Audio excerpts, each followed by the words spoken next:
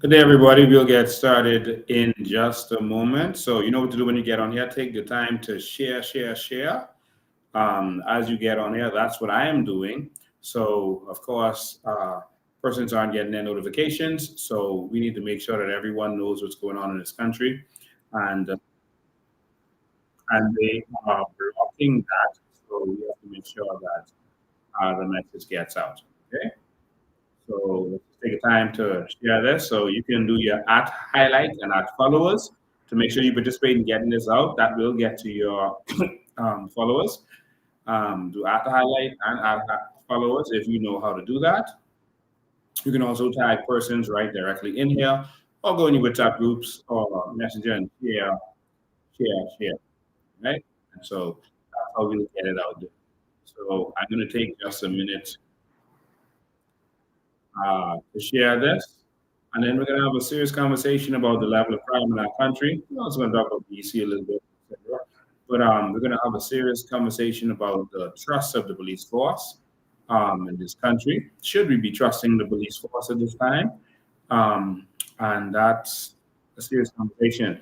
So we did not believe the police force after they said those people were coming and they didn't come. And so we called those people all the way in the UK to see what they had to say. And it was interesting. It was an interesting conversation. All right. So, ladies and gentlemen, just stay tuned and we'll be with you very, very, very shortly. Just take time and share this. Just take time and share this, and we'll get started in just a moment. We're going to start the countdown. We're not going to do the full countdown, so ignore the amount of time you say. We'll just share, and we'll be right with you.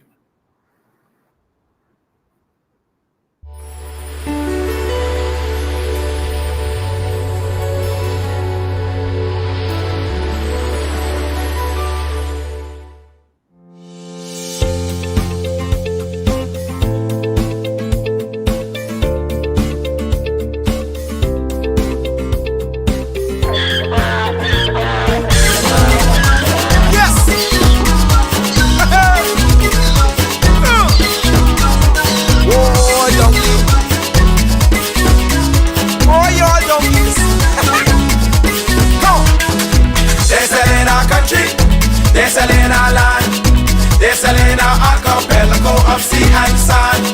Now break down the acronym like you in class. Oh, they're selling the whole country. Ooh, they're selling aha. Now I never been down with no OPP. I talk about selling our people's property. Don't know who doing it, so don't round me out. Don't send no police round me and tell me shush my mouth. Where's our conviction? But where's our pride? We selling everything, selling our backside. Just go online, it'll make you sick. You can buy any island, just point and click. See, they're selling our country, yes, they're selling our land. They're selling our archipelago of sea and sand. Now break down the acronym like you in class. Oh, they're selling the whole country, ooh, they're selling aha. Hey, hey.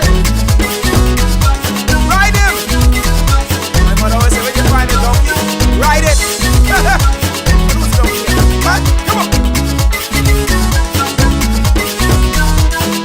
We got a whole nation in 73. Now we getting back the whole country.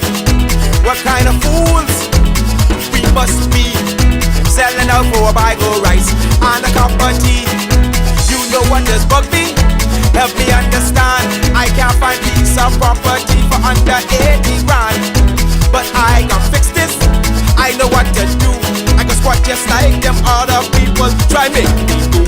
See, they're selling our country, yes, they're selling our land. They're selling our archipelago of sea and sand. Now break down the acronym like you in class. Oh, they're selling the whole country, ooh, they're selling aha. They're selling our country, they're selling our land. They're selling our archipelago of sea and sand. Now break down the acronym like you in class. Oh, they're selling the whole country. Ooh, they're selling aha.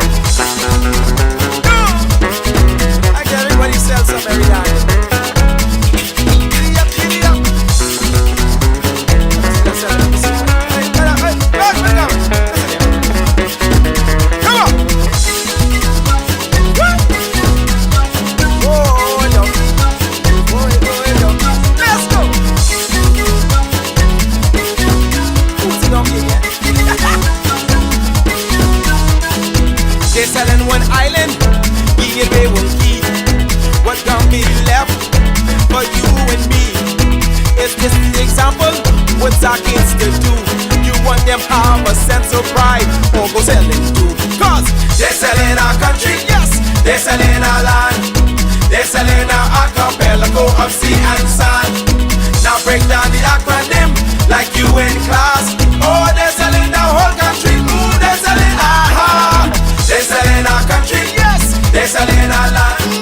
They're selling our archipelago of sea and sand. Now break down the acronym like you in class. Oh, they're selling our whole country. Ooh, they're selling they're selling our country, yes man. They're selling our land. They're selling our archipelago of sea and sand. Now break down the acronym like you in class. Oh, they're selling our whole country. Ooh, they're selling they're selling our country, yes. They're selling our land. They're selling our archipelago of sea and sand. Now break down the acronym like you in class. Oh, they're selling the whole country. Ooh, they're selling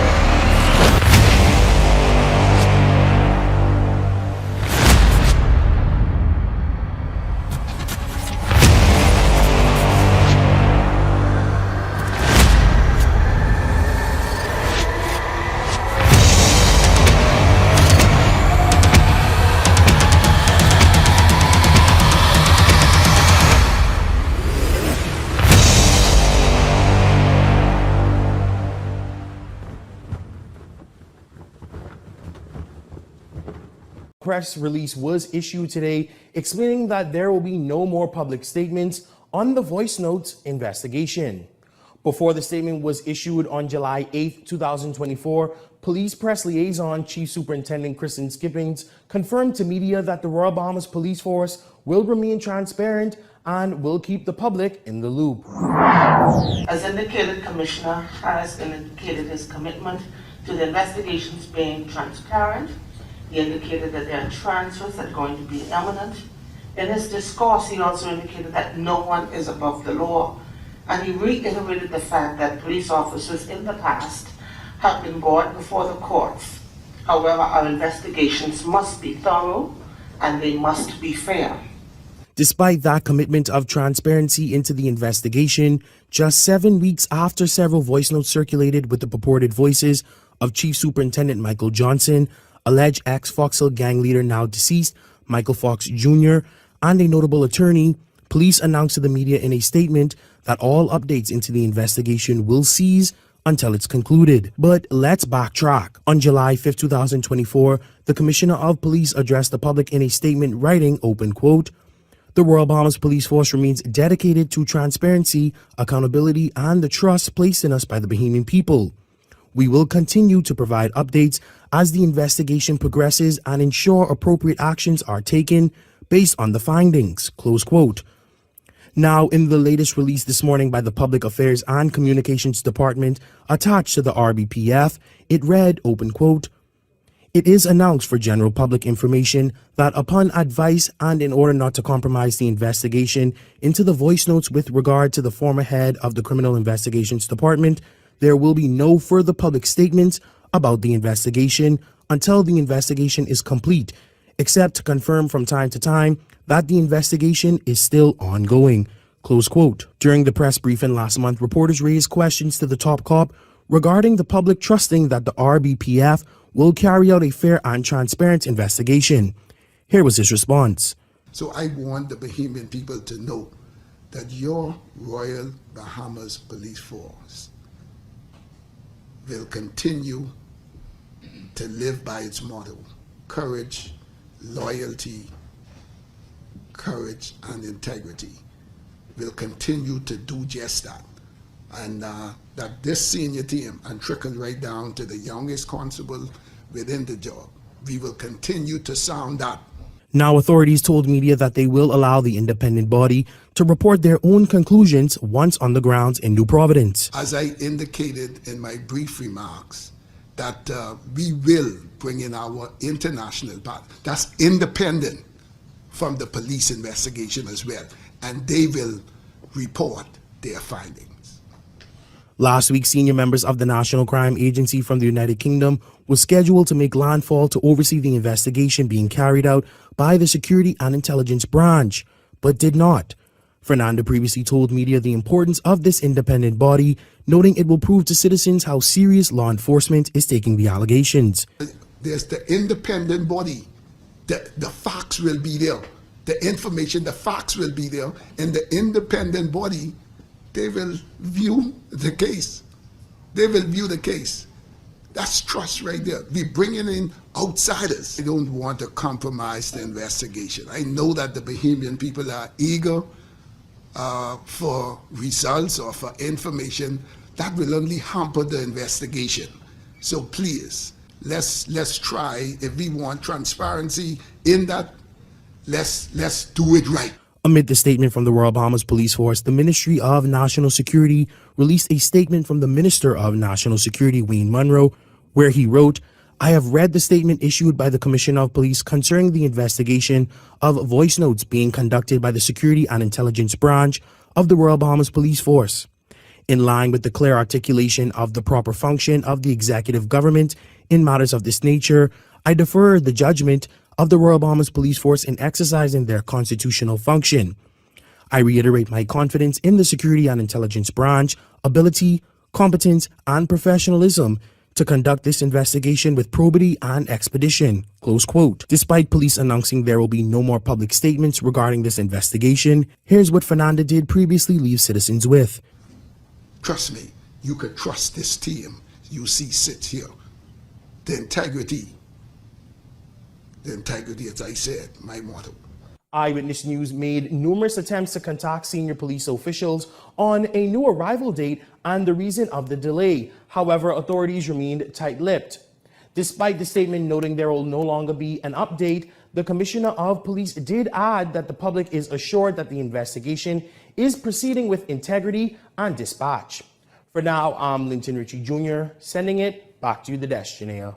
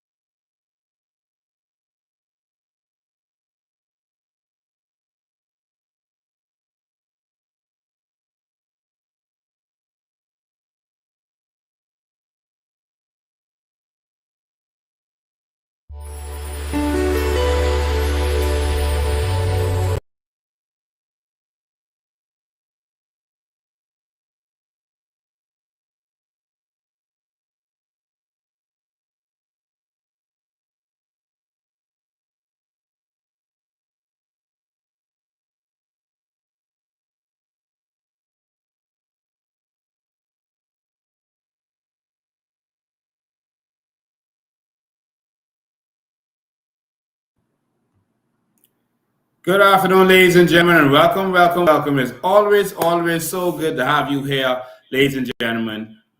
It is, of course, the 25th of August, 2024. It's a Sunday, and you're going to spend your Sunday evening with me learning about exactly what's going on in this country. So, ladies and gentlemen, we are broadcasting live from all of our social media platforms. from Facebook, Lincoln Bain, Coalition of Independence, and Bahamian Evolution from YouTube, the same sites, and also from the Lincoln Bain's LinkedIn and Instagram pages that you can join us on. We'll start broadcasting on Twitter again next week. And so all of those are broadcasting right now. We are live. So there are about 1,413 of you on here right now. So please share. Let's get this out to the rest of the Bahamas. Make sure that everyone knows what is going on. So thank you so much for tuning in. Ladies and gentlemen, we're going to have a serious talk today about the state of crime in this country, especially with the murders that you just see happening. There's like a scandal a week in this country. We can't get a break from scandals under this present administration. So we got to do something. We got to do something. And now we have a police force that the people don't trust. We have a police force that the people cannot trust. And when I say the police force, I'm not talking about the regular constables, the lower level officers, and the middle management, etc. I'm talking about the leadership of this police force. The leadership of this police force should not and cannot be trusted. And I'll tell you why that is my opinion as we go on. And again, we'll open the phone lines for you to be able to call and put your piece in there. Because if the people can't trust the police force, the ones tasked with holding the country together, we don't really have a city. And that's concerning. That's concerning. And so we have to fix that, and we have to discuss this today. First and foremost, before we get to this, I just wanted you to know that for you just tuning in, I started with a prelude to all of this. We didn't trust the Commissioner of Police and what he had to say about the National Crime Agency, so we called them for ourselves. Yes, we called them for ourselves. All right, and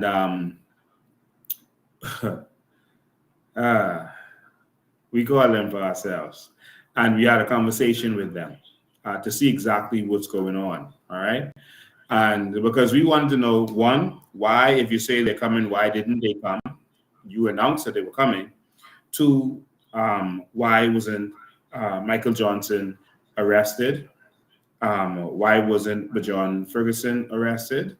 And see, arrested could just be for question, And so, it doesn't mean that you're guilty of something. It just means that you have some questions the police want to ask you, and they want to ask you on the caution. And so, that should have happened already. Well, what's so amazing is that we have just reached and got an announcement from the government that tomorrow they're going to be charging some persons before the court for murder, a heinous murder that happened last week, Sunday. If the murder happened last week, Sunday, you're putting someone before the courts this Sunday, so in about a week, because some videos and texts and etc. got out there, you're able to close a whole investigation and have persons before the court for a murder, a more complex kind of crime, for a murder in 1 week. Good job to the police officers, by the way. But this 2 months since video recordings, 8 weeks since video recordings, sorry, not video, audio recordings of Michael Johnson and BJ and the criminals were released, and it's alleged them on there. And you can't even question Michael Johnson yet? You've not got anywhere with this? What is your investigation if you haven't even arrested them yet? It's nonsensical. It makes no sense. And you cannot believe them. But we'll get to all that in a minute. I'll start off by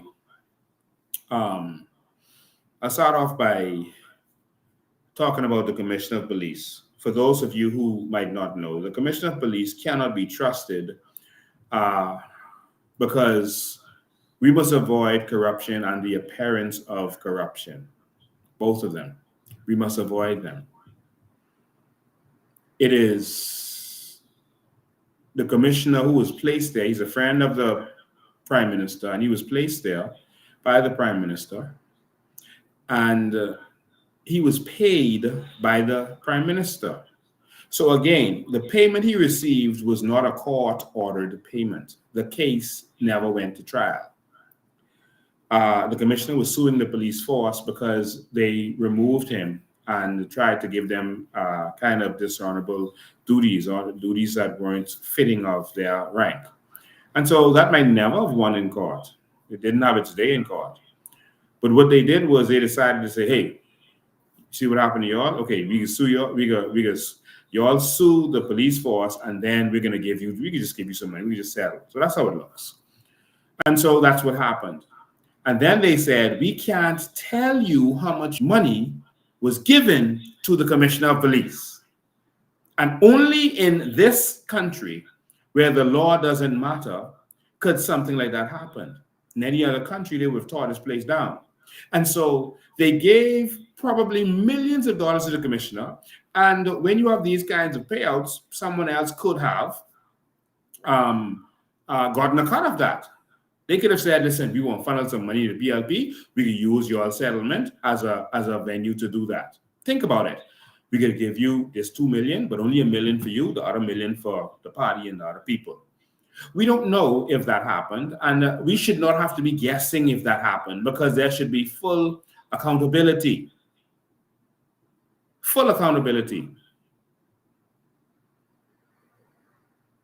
But that's not happening under this administration. They continuously break the law. They continue to break the law, and there's no consequence for them breaking the law, because we also have a leader of the opposition who will not do his job that we are paying him for,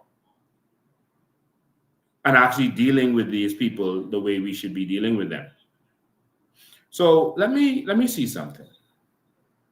Maybe that's beyond my intelligence. Let me just see what artificial intelligence has to say about this whole thing. Because they said they want to keep it secret for whatever reason. But you can't keep the income of a public servant secret. A public officer, that's against the law. So what the government did in not disclosing that was actually against the law. And it would be against the law if he doesn't disclose his income from the government. You don't believe me? He's a public servant.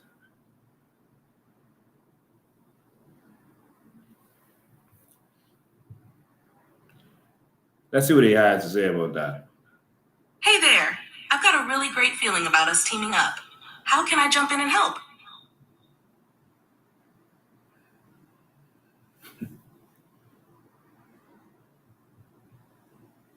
Does the commissioner of police in the Bahamas have to disclose their income and assets every year, according to law? In the Bahamas, senior public officials, including the Commissioner of Police, are generally required to declare their assets and income annually. This requirement is part of the Public Disclosure Act, which mandates that public officials disclose their financial interests to ensure transparency and prevent corruption. However, these declarations are usually submitted to the Public Disclosure Commission and are not automatically made public unless there is a legal or investigative need to do so.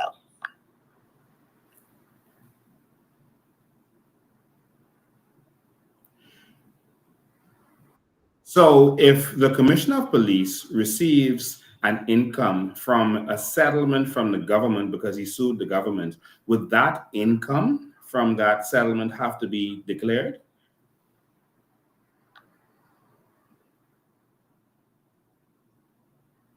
Yes.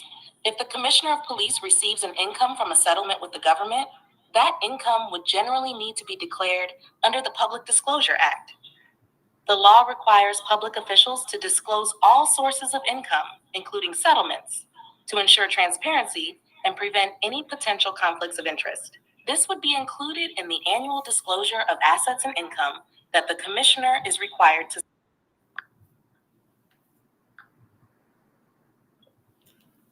Wow. So you didn't hear it from me. You heard it from AI. Um, so they want to keep that secret, but that's something that he would have to declare. Maybe the opposition should sue in order to get that information. And because it's a part of a lawsuit dealing with the government called judicial review, then there would be no cost involved because this is a matter of public interest. Costs would go to the cause. But of course, Michael Pintar doesn't know what to do other than what he is instructed by the persons who are paying him, and he's failing at his job. So let's just take a sec before we go to our conversation with the National Crime Agency. Let's just take a sec to see about this commissioner and him having to disclose. Let's just look at the act. All right, let me pull up this act for you. Let's just look at the act and find out, what the situation is with that. Let me see if I have this here. Yeah, let's go to the act and see if it is okay for this commissioner of police to not disclose. What does the act have to say about that? What does the act have to say about that? Hold on, wait. Where did our pages go? Did that get lost? Okay, we just pull it back up. All right, what does the act have to say about that? Because if you're supposed to disclose and you didn't, that means you're breaking the law. And that means that there's a punishment for you breaking the law. And there's an actual punishment. And what the punishment is it will blow your mind because they don't ever focus on the punishment for not disclosing. And so the government could get away with doing it, but he will not be able to get away with doing it. Why? Because one, there's a fine, a hefty fine, and two, everything that you did not disclose can be confiscated to the government, to the people. And so if he didn't disclose what his settlement was, whatever he didn't disclose should have been confiscated. That means all of the money that he got should be confiscated. And so did that happen? Is that going to happen? No, not as long as we have this particular prime minister and this particular leader of the opposition in place. All right. So let's go to that. Let's just go to this quick, and then I'm going to go to this conversation I have with the national agency. So where is it? Okay, here we go. All right, so what you're seeing now is the Public Disclosure Act. All right, the Public Disclosure Act. And so the commissioner is supposed to and all public servants, I don't just say the commissioner, is supposed to, as far as I know, based on what I'm reading in here, and what you heard from AI, they're supposed to disclose. But I want to show you something interesting. This is why I came to this. All right. If anyone fails to do a declaration, watch this. Any person who fails to furnish the commission with a declaration which he is required to furnish in accordance with this act, or the commission examines a declaration and any related information or documents, or conducts an inquiry into such declaration or into a complaint made in respect of any summary of a declaration and is not satisfied with any aspect thereof, the commissioner shall report the matter, setting out such details and particulars as the commission in its discretion thinks fit, to the prime minister and the leader of the opposition. Who must the commissioner report it to?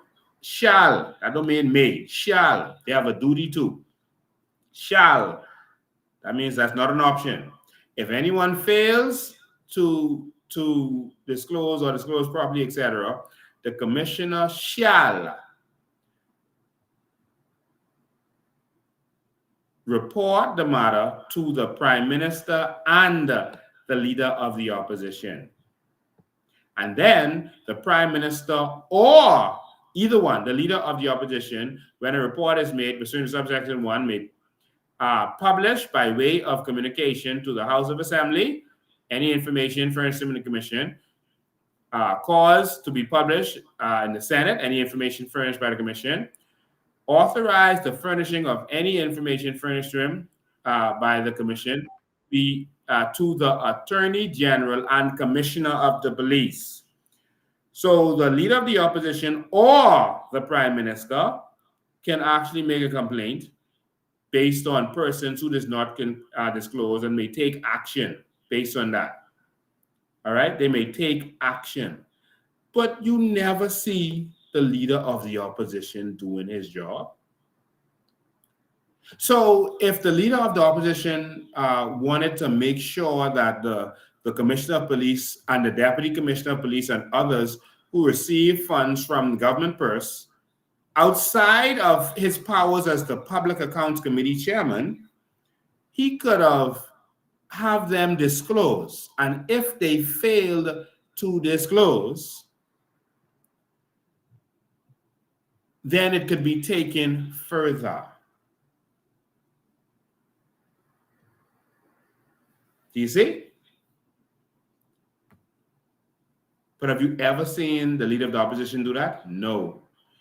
One of the reasons they are terrified of me being in the House of Assembly is because they know I know the law, they know I know the rules, and I'm not a part of their skullduggery. And so they know there's going to be serious problems if the COI ever gets in the House of Assembly. And we will get into the House of Assembly in this next upcoming election, wherever they call it. All right?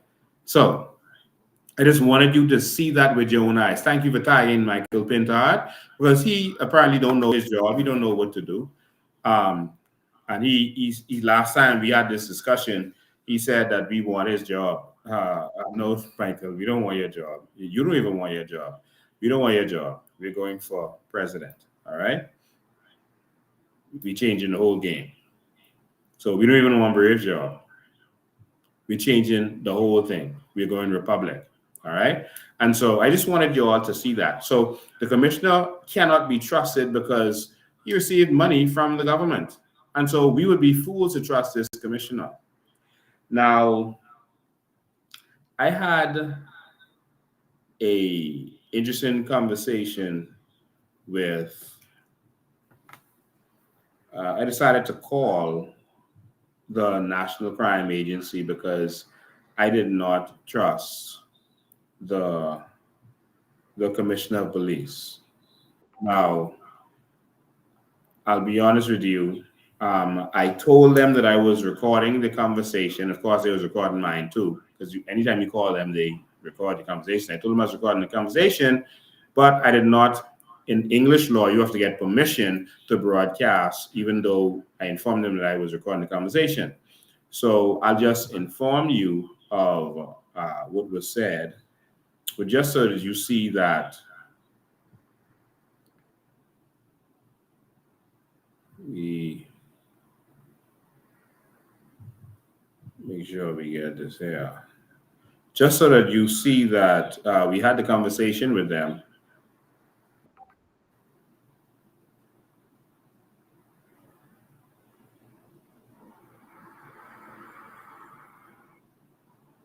Just so you see that we had the conversation with them. This was the call. It's on there? Yeah. The engineering control is currently. Oh, Lord. Let me see. Oh, I touched something. Let me, hold on. Let me go inside then. Pull it up. Give me one sec.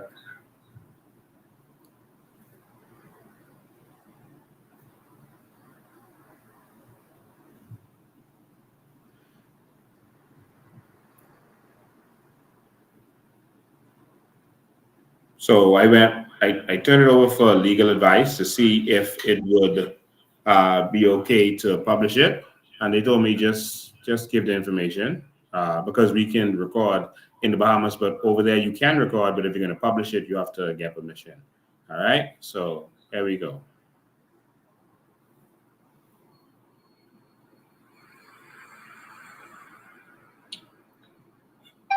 The NCA Control Center is currently experiencing unprecedented levels of demand. Your call has been placed in a queue and will be answered as soon as an officer becomes available. However, if your call is not urgent, please email communication@nca.gov.uk and your request will be dealt with as soon as practicable. If your call is an emergency, please dial 999 or 101 for non-urgent crimes. If your call relates to allegations of fraud and cybercrime, please contact Action Fraud on 0300. So, in other words, they did answer. But I'm going to show you what I'm going to do with that in a second. And I had a conversation with the person who answered the call. It was a very interesting conversation. And I basically asked them if the three persons that the Commissioner of Police mentioned are actual agents. And he said, based on information I gave him, he can't verify that those persons are agents and that they don't investigate murder in any event. And so I was taken aback, but I said, no, this isn't necessarily a murder investigation. This is an investigation related to although there was an attempted assassination involved in this, but there was and there is murder as it relates to the witnesses going away. But the investigation seems to be surrounding a voice recording. All right. And so if there's murder involved, they don't investigate that, is what I am told. And so he said he doesn't know about it. And so them not being able to verify the person's names might not be a red flag, because it might be because they're agents and they want to expose agents. I don't understand that, but that could be. I'm just trying to give both sides of the possibilities. But one of the names they said was in charge of this whole area. The first name they called, I think he was John Michael or something. And the problem is the officer in charge of anything doesn't ever do investigations. And so to say that the officer in charge of this area is coming down to do an investigation, that isn't normal in any body, in any organization. Clayton Fernando would never be the person doing the investigation. The officer in charge of DEU would never be doing an investigation, nor would the officer in charge of CID. That's not normal. All right? And so that's kind of weird. But they said they don't investigate stuff involving murder. All right? And so I have that documented. And again, I told him that it was being recorded, and he still said that. And so they told me I told them what happened. So he wanted more information, who I was. I told him that I'm a leader of a political party in the Bahamas. And we were told that the Commissioner of Police in the Bahamas has informed the Bahamian people, or the police forces informed the Bahamian people, that the NCA, the National Crime Agency, will be investigating this matter concerning these videotapes that were released and these murders that seem to be connected to it, to the persons in the videos. And he asked me to put it in writing and send it to them. So he wanted me to put that in writing and send that out to them. That was actually done, and I told him that I would, and I did. All right. I sent out an email to them at their email, and so we're gonna find out exactly what is going on with that. So the National Crime Agency is the agency that deals with investigations that would cross borders. You know, these gang kind of scenarios, other scenarios. I'm going to pull it up for you right now so you can see what it is. And so cross borders, they're able to deal with stuff. So our commissioner of police would, of course, know about this agency because they would deal with the Bahamas if they have any investigation, like money coming through them or any kind of trafficking coming through the Bahamas, etc. They would deal with us. And so they know that that's the people that would deal with that. But they're not Scotland Yard. They have a specific area that they deal with. And why we would need them would be, you know, is very interesting. Now, next, is so crazy. Why wouldn't you go and get Scotland Yard to investigate this? Because there's murders involved, there's voice notes involved, et cetera, But why wouldn't you get Scotland Yard to investigate this? Why the NCA, the National Crime Agency? That makes zero sense. Before I go on to the rest of what I have, and then I'm going to do something. Before I go on to the rest, I'm going to call Maria Dockson, who is our Shadow Minister of National Security, to let her kind of inform you a little bit about some of the concerns, because I was surprised she had some of the same concerns that they had. Some of the concerns of the National Crime Agency as to why they would get involved in this, because they have no jurisdiction to investigate in the Bahamas.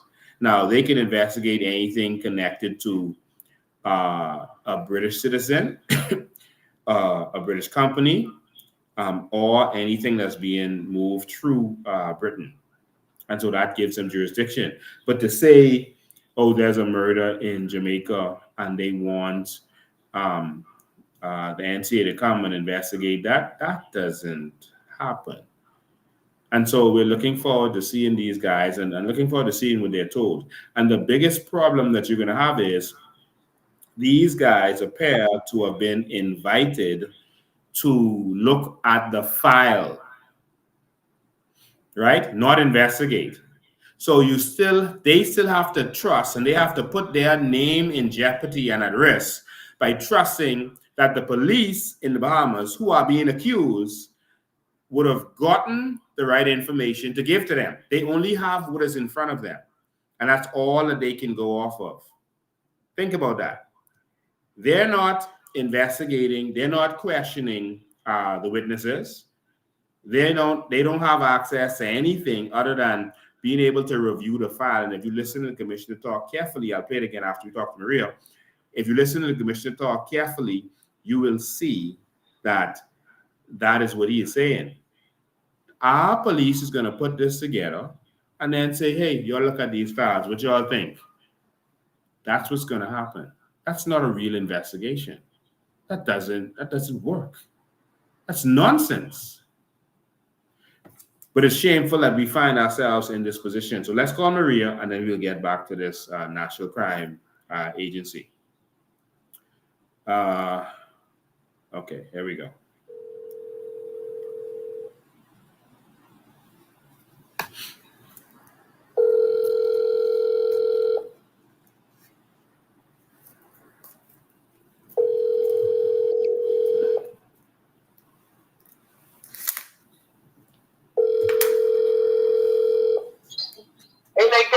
Hey, Maria, how you doing? We are live.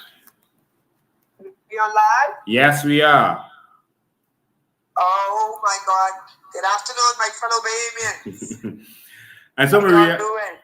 yeah, awesome. They can't respond back to you. But, Maria, I wanted to ask you about this whole situation. As you know now, I have called the National Crime Agency, and I had an interesting conversation with them. What do you think about the conversation that I had with them? You would have heard the whole conversation, but I can't release it publicly. The conversation, because I didn't get permission to. What do you think about the conversation, and what do you think is the issues here? Several things. I don't think that the Commissioner of Police and the members of the Royal Bahamas Police Force is being truthful to the Bahamian people for the following reason.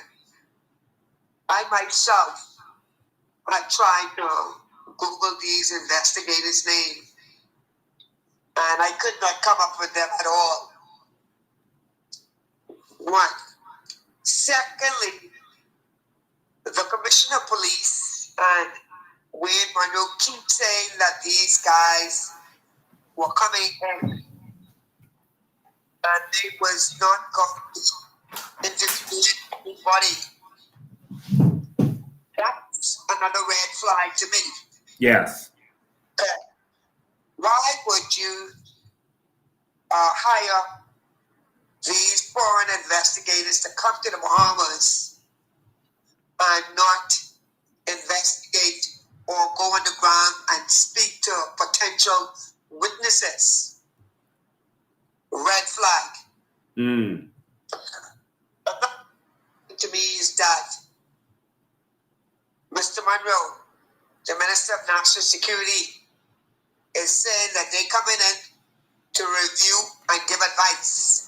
Yes. What are they going to review? Evidence that was collected by who? Members of the Royal Bahamas Police Force?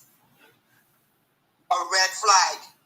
What sort of evidence did the police force collected to give to these persons to review? Why did they tell the Bahamian people that these investigators were coming into this country? Red flag. Because I believe it's fake news. I saw a retired superintendent today, and he said to me, those investigators never came to the Bahamas. So I need the PLP, under the leadership of Philip Brady Davis, the main Mano, Mr. Fernandez, just tell the Bahamian people whether these investigators came to the Bahamas. That's all. And how long they were here. Tell us, give us a status update. What is the status update now? What findings? But Mr. Bean, that is not original. I've already talked to several persons internationally about this. The voice identification issue and the main issue. The PLP need to tell the Bahamian people who is the virtual complainant. One. In order for them to get a voice identification from Attorney Bashir Ferguson and Chief Superintendent Michael Johnson, they must place these men under arrest. Yes, that's the law. That's the law. They must place these men under arrest in order to test their voice identification. To be able to question them under caution for it to be legal. And to be legal. Bajon Ferguson, Attorney Bajon Ferguson, Chief Superintendent Michael Johnson will never ever walk into CDU or police headquarters and say, test my voice to prove that that was not me on that voice note that was speaking to Michael Fox Jr. Another issue that I want the Bahamian people to take note of is that we don't have no voice identification. Hold on, before you go on to that, I just want to make something clear so we could understand that. So one of the reasons it would not have made sense for them to come in when they were saying is because if Michael Johnson and Bajon Ferguson were not arrested yet and interviewed and their voice, a sample of their voice being taken, but really arrested and interviewed, so at least you have something from the accused, what is the sense of them coming? Thank you. So it would not have made sense. So them saying that they would have been here doesn't make sense, because how could they look at a file where the person wasn't arrested, cautioned, and questioned? So they clearly were BSing.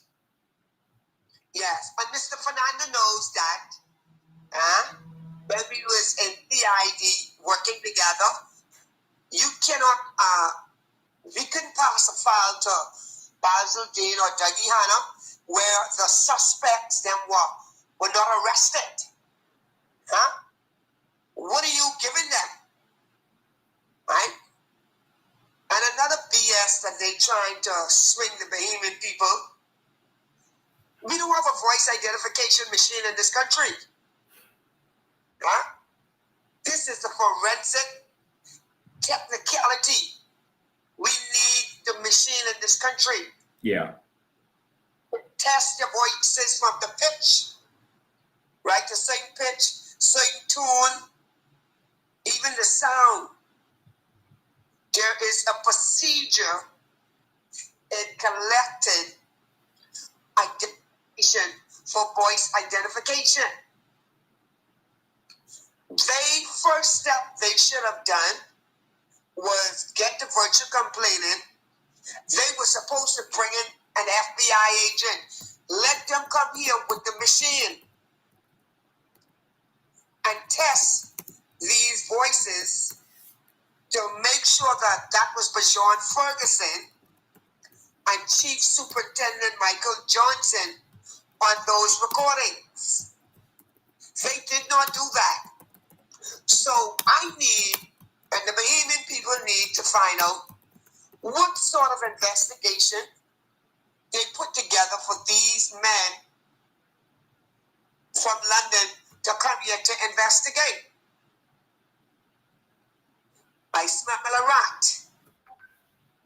And Mr. Bean, honestly, I believe that they might have consulted these men, but they told them, listen, it don't make no sense in me coming there unless you have or you could properly identify that these voices belong to Bajon Ferguson and Michael Johnson. They will tell them what they have to do first. You must place them under arrest. Yes. You must test their voices. You must have accurate testing to prove that that was Bajon Ferguson and Chief Superintendent Michael Johnson voices on that recording. Yes. That's what they should have done. But nobody never ever heard that these men were placed under arrest by members of the Royal Bahamas Police Force. They were, we would have known. Thank you. So that's ridiculous. So it's almost like they're trying to make this go away somehow. They just have their head in the sands and they're just hoping that everyone just forgets about it if some other scandal comes up. But it seems like they're doing nothing on this. And how do you feel about the fact that they said that they are not going to give any more updates? I, along with a lot of Bahamians, are displeased with that statement that was made by the Commissioner of Police for several reasons. The Commissioner of Police is paid by the taxpayers. He has a duty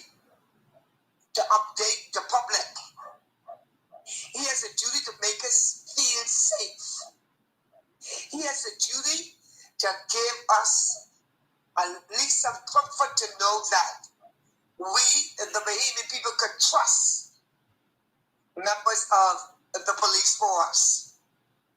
Now, by him saying this, the trust level is going to decrease. Maybe the Bahamian people are not trusting them any longer. But why would you say that? Huh? We need to know men, young men, were killed, murdered in this country. They have parents, they have family members. This is unacceptable in this town. We cannot allow this to continue to happen. We need some answers. Yeah. They have a duty of care to the Bahamian people. We need the trust back. Wow. This is unacceptable. And from Mr. Commissioner to say this, and mum's the word with Wayne Monroe and mum's the word with the Prime Minister. And Lincoln, what is so sad is that the money that was stolen in this robbery, that's the taxpayers' money. Yeah. That's the Bank of the Bahamas money again. So the taxpayers have all kind of answers. We need answers. Wow. These men are getting paid by the taxpayers. The Commissioner of Police is getting paid by the taxpayers. Chief Superintendent Michael Johnson is getting paid by the taxpayers. It is embarrassing. They are the ones that is bringing disrepute to the Royal Bahamas Police Force. Yeah. They are the ones who are destroying the reputation, not the Bahamian people who is talking about it. Yeah. No, something must be done. Yeah. And so, yeah, something will be done. All right. And so, you know, I think you have CID experience. A lot of people may not know that, but you worked in CID for many years. And so you know how investigations should be run properly. And, you know, we've seen that a murder with that seems to involve a PLP crony was solved, I mean, in quick time. I mean, in 1 week with pictures and videos circulated on social media, that was solved. And these guys were locked up. I mean, they were locked up from the beginning. And they're just now being charged. And I think it took so long for them to be charged because of, you know, who was allegedly involved. But it's been 2 months since those voice recordings have been released, and they have not even questioned Michael Johnson or Bajan. And it is alleged that both of them have left the country. I heard the same thing. 2 months. And 2 months. that's right. You mean to tell me, you telling me to trust the police force, but you can't solve something simple like this in 2 months? Man, you could have built a whole house in 2 months from scratch. I agree.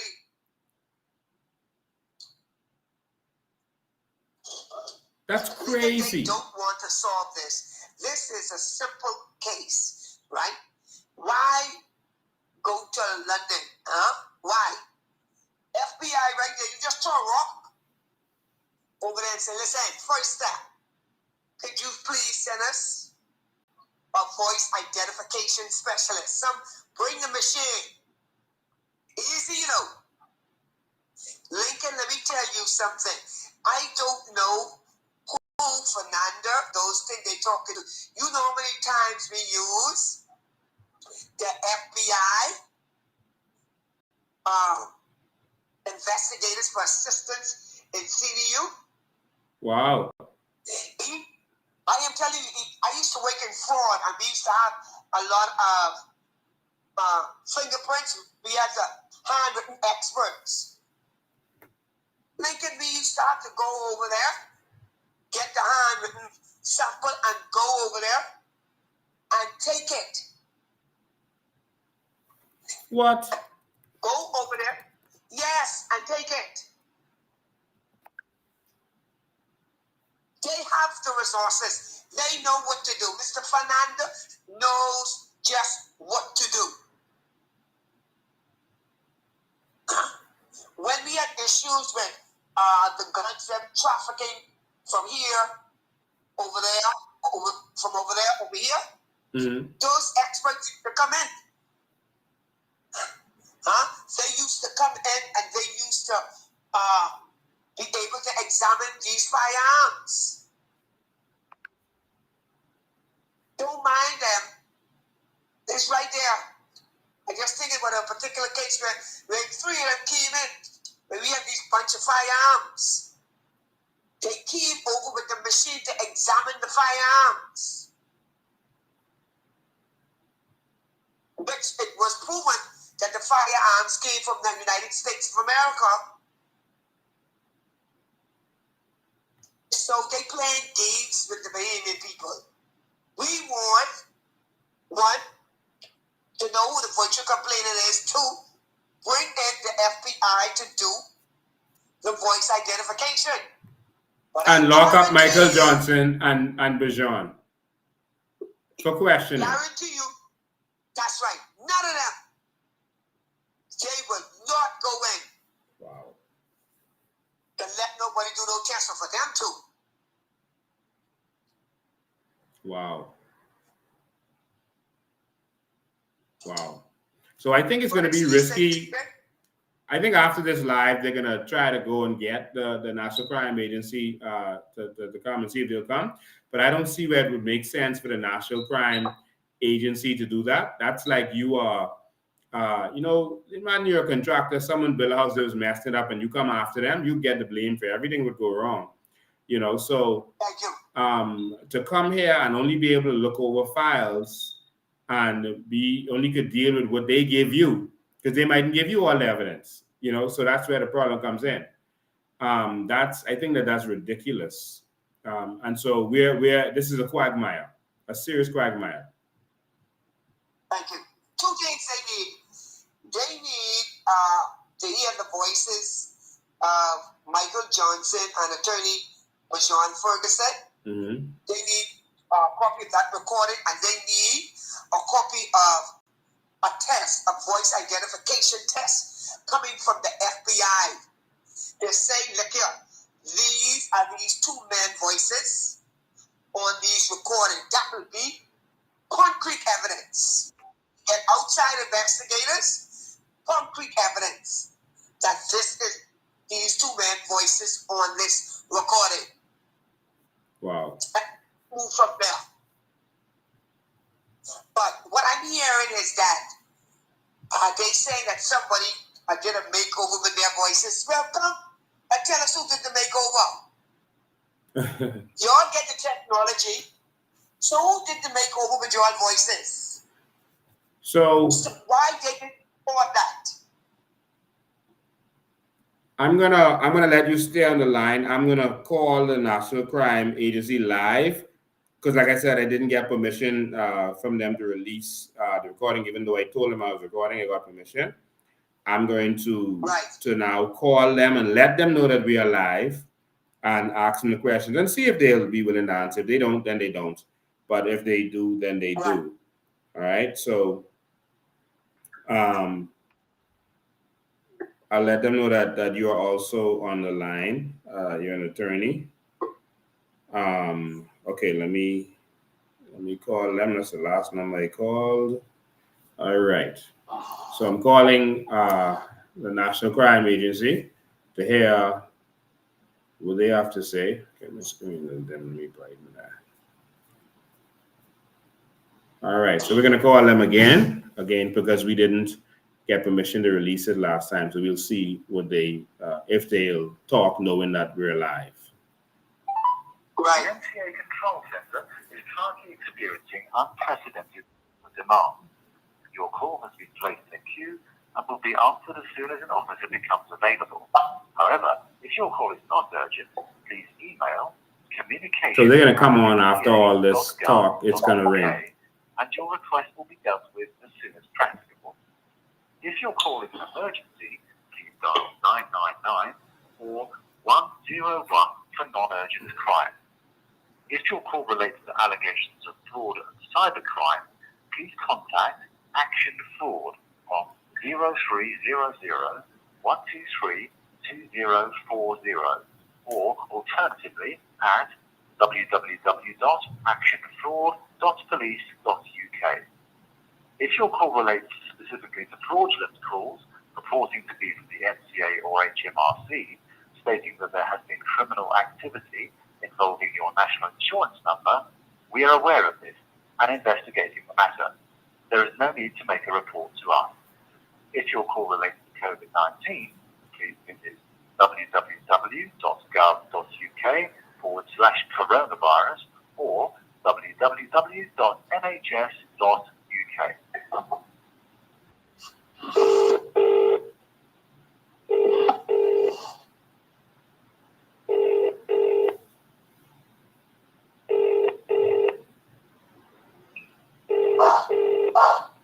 Good evening, National Crime Agency. Hi, how are you doing?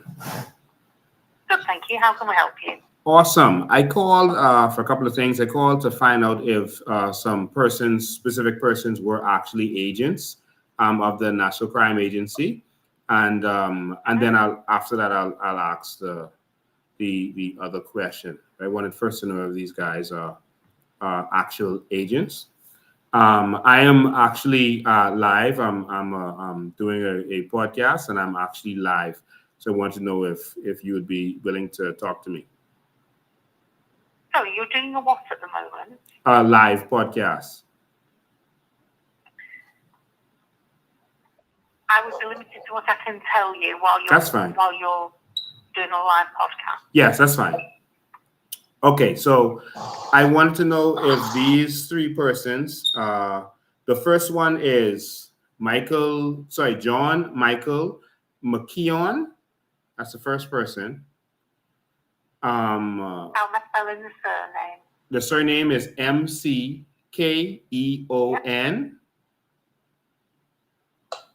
Okay. And do you have a staff number or No. an email address or anything like that?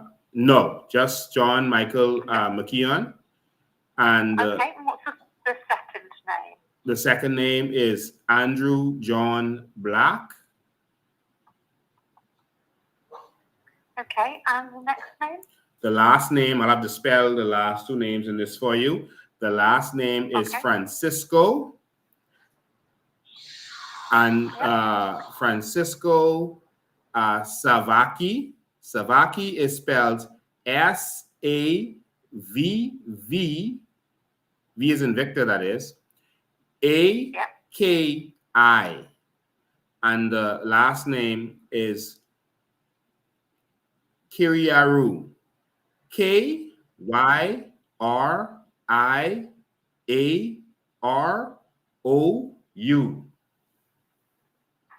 Okay. Can I take some details from you, please? Yes, of course. Can I take your name? Yeah, my name is Lincoln Bain. I am a political leader in the Bahamas of a political party. Okay. And is that where you're calling from now? Yes.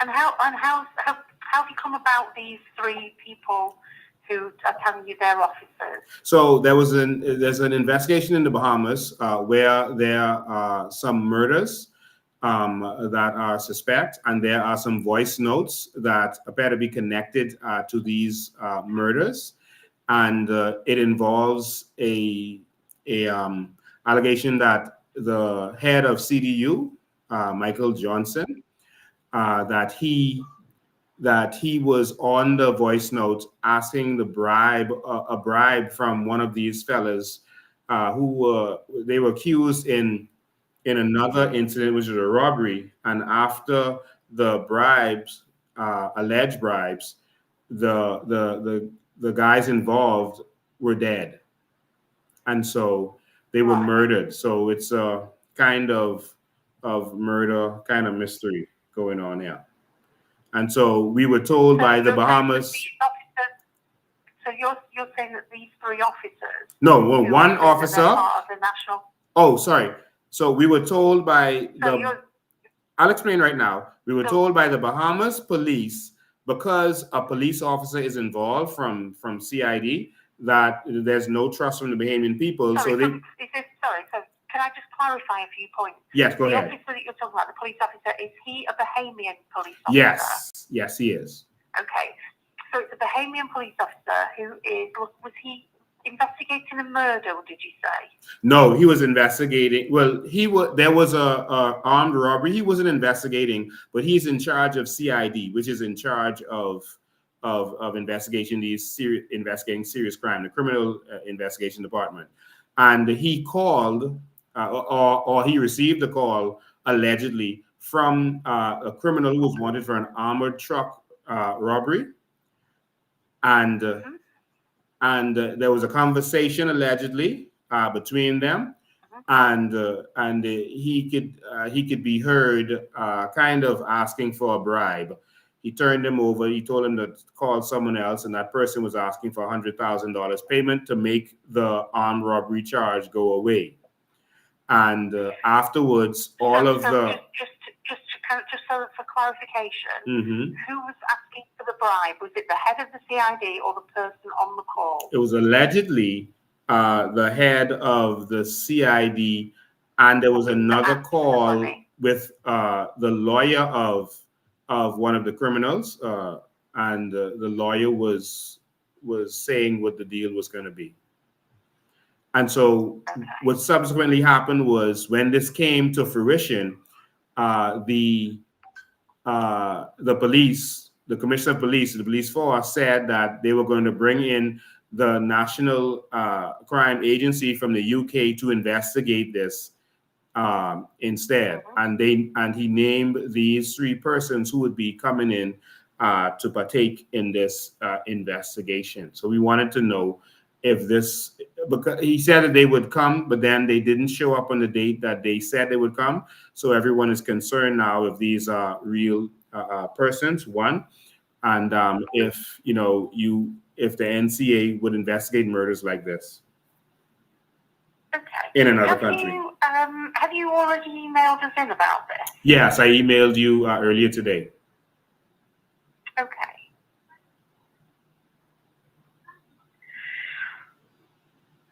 So I can see the email that you sent in. Where did you get the names from? We got the names from the police force in the Bahamas. They said that those 3 persons are the NCA agents that would be coming in to assist or to do the investigations. Okay. And can I ask what your involvement in all of this is? Well, I'm a political leader, and so because this is a very public matter,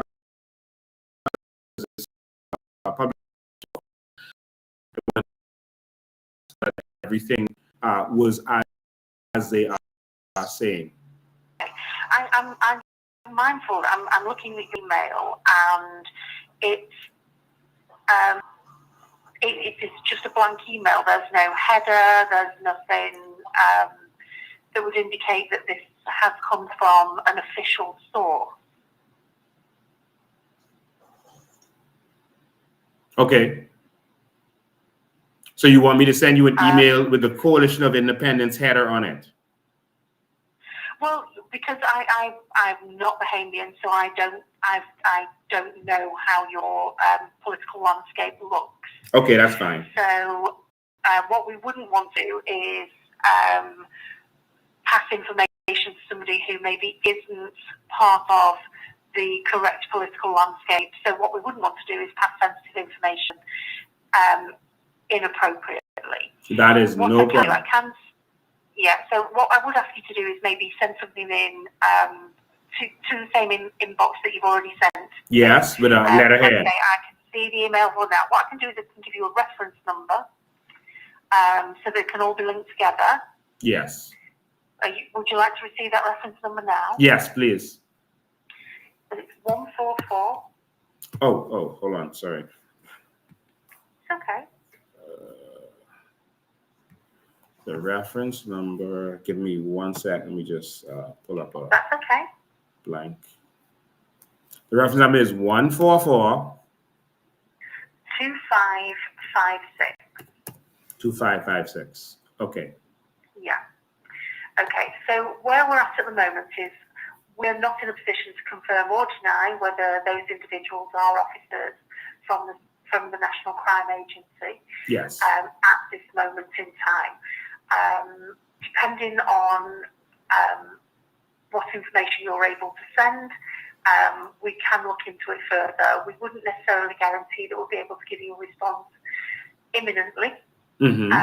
It may take us some time. Like I say, we can't confirm or deny whether these officers are officers of the National Crime Agency at this moment in time. We would need to. You haven't given us a name. Just bear with me. Of the officer from The Bahamas? the police who would have invited them over. Would you be able to furnish us with those We details don't. as well? Right, I'll add that detail, but we don't know who invited them over. But we were told by the Commissioner of Police that they were invited over. Okay, all right. But if you could pass us those details, I've given you the reference number now. I have picked that up and I will have a look at it. Like I say, I can't guarantee that we will get back to you this evening or this morning because at this moment we're not in a position to confirm or deny Okay. who these officers are, if they, in fact they are officers. Okay, perfect. Oh, okay, but we have got it. I've given you the reference number now, so anything that you send in, if you put that reference on, we can link them together and we can look into it for you. Okay, perfect. So I'll get that over to you with the reference number. Well, I'll just add because I initially sent it. Okay, I'll get that over to you, and then we'll bring the Bahamian people up to date. Yeah, I am. Well, I don't want to be disrespectful, but obviously you've sent it from the Coalition of Independents. Yes. But we do have to be mindful that people, because we're not aware of every political landscape, I understand. We need to make sure that we're not dealing with somebody who maybe we shouldn't be. Yes, I understand. Perfect. Okay. All right. So thank you so much. We appreciate that. Thank you very much. All right. Bye-bye. No problem. Yeah. Thank you. Bye-bye. Bye-bye. So, Maria, the first thing I want you to see from that, right? So they told me to put a letterhead. That's fine. But the first, because it was an email, so I didn't put the letterhead. The first thing I want you to see from that, though, Maria, is how professional, they are, and how they're telling you how they can help you and what they can do. You see the difference in the professionalism? Yeah. I needed to find out. This sound like this is a private agency. This don't sound like a government agency. No, this is a government agency. Like No, it's a government agency. No. You don't know if they source it out. Mm. Do you understand? Yeah. How this woman is, because if this was a government agency, this is a national crime thing, right? Mm-hmm. She would have been able to touch that system. Ah. Get it? Yeah. Trust me. Because you remember what Fernando them keep saying? They keep saying they have reached out to their counterpart. Yes. They never said it was a police agency. That is true. Remember now, because I think what they're saying, a national crime agency. When you look at agency is different from the police force. Yeah. Over there. Yeah. The London Metropolitan Police Force. That is true. They might source that out. Mm. And so now, what she has to go and do, she has to go to the government agency and find out whether these men work for some other government agency. Mm. They are not showing up. Anytime a police officer is registered over there and they're getting a government salary, they would be showing up on the system. These guys are not showing up. They sound like contractor workers. Sound like consultants. Oh. And you're mostly getting that from the previous conversation I had, which you heard from the last agent I spoke to, more than what she's Right. saying. Because he basically said he can't verify this and they don't investigate murders. But I think with her, knowing that we were live, she had to be careful of what she said. But the previous guy was talking more upfront. It's a quasi-agency. That's the same thing what's going on here. Right? We have these agencies. You got to know the difference. Yeah. Like National Insurance. That's an agency. Even though the government is a quasi, certain things they wouldn't know, so they have to go to the government. After them tricked us, man, I thought they was going to Scotland Yard. They called it an agency. But who would have more of the equipment, more experience? It would have been Scotland Yard. Yeah. They got the experience. They got the expertise. Wow. And the first, what this woman said, when they came on, they talking about fraud.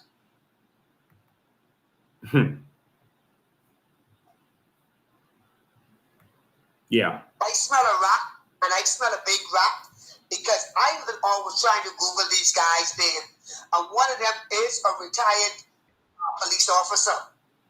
Oh, but wow. I wanted to know where he now. Yeah. He was working outside of London.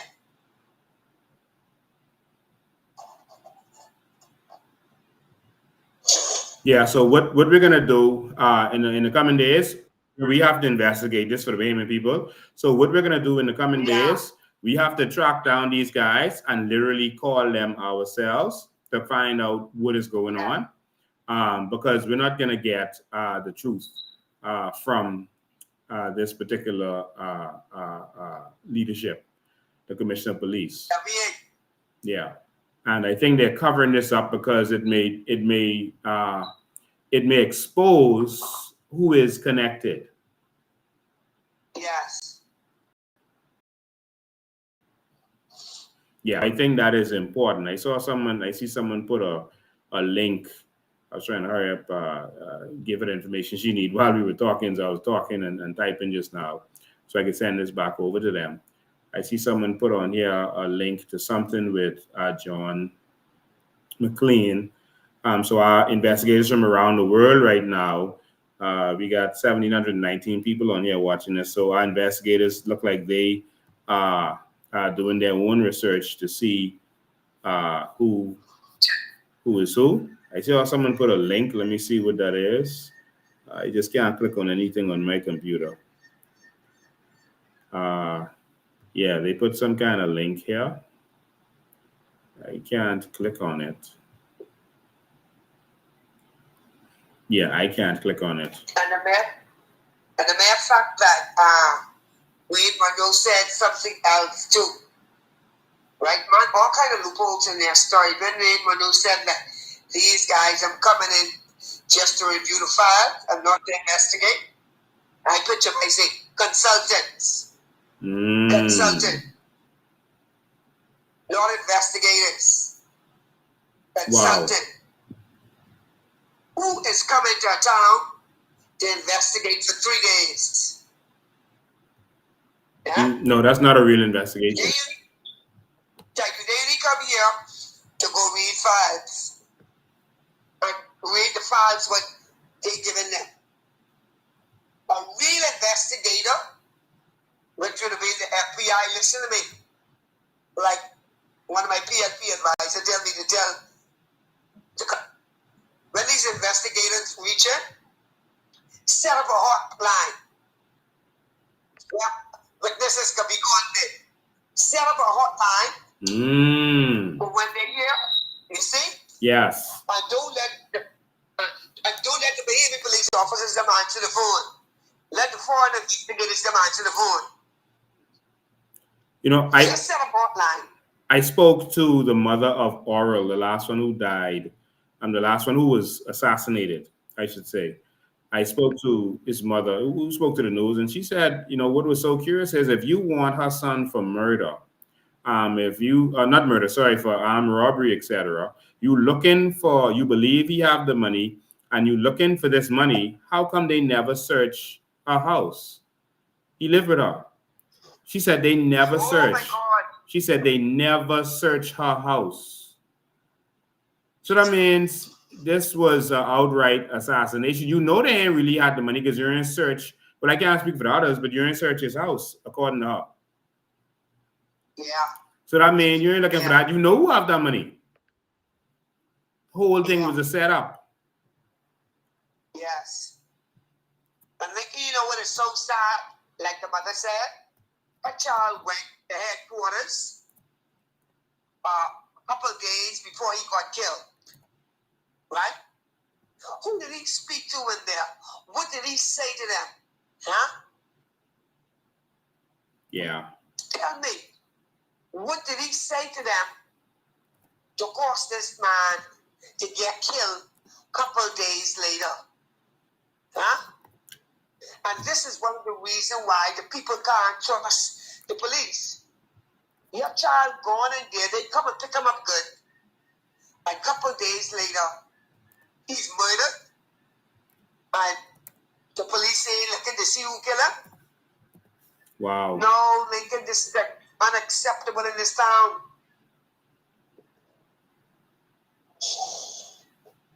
We cannot allow this to continue to happen. It has to stop, because if we allow this to happen, that means all kind of young men will be dying on the streets of Nassau. Wow. Just go set up the hotline when the investigators them reach it, because you know they know about secrecy. But over here, you go give the police information, huh? You know what? You might be taking it the Maria, next week or so. I know you on the phone with me, right? But I don't know if you have access to still see a screen, what I'm about to put on the screen. So someone who's on the live put up something about John McKeon. And so I'm going to share my screen now so persons can see this. Let me see if we can see this window. Hold on. John McKeon. Yeah. So I'm sharing my screen now. And now people could have the same name. John and Michael are two common names. So I don't know if this is the person. But I guess Justin being curious and investigating, they are showing this look like he's a teacher. No, you have something. livingmindfully.ie. Mindfulness training. I don't know what this is. So people could have the same name, but that's what someone pulled up. So I just wanted to put that there as people doing their little investigations. We gotta investigate this as a Bahamian people, because the commissioner said they ain't telling us nothing. We on our own with this, and that's that. Yeah. So we gotta keep this before the Bahamian people, and we have to come and bring the updates and let them know what's going on. Some says John McKeon is the best in the field. I don't know what else they're saying. Miranda Barrows says that. Some says that's not him. Yeah, I agree that can't be him. That's not him. The person says, okay, yeah, I agree with that. All right. We have a lot of Bahamian students.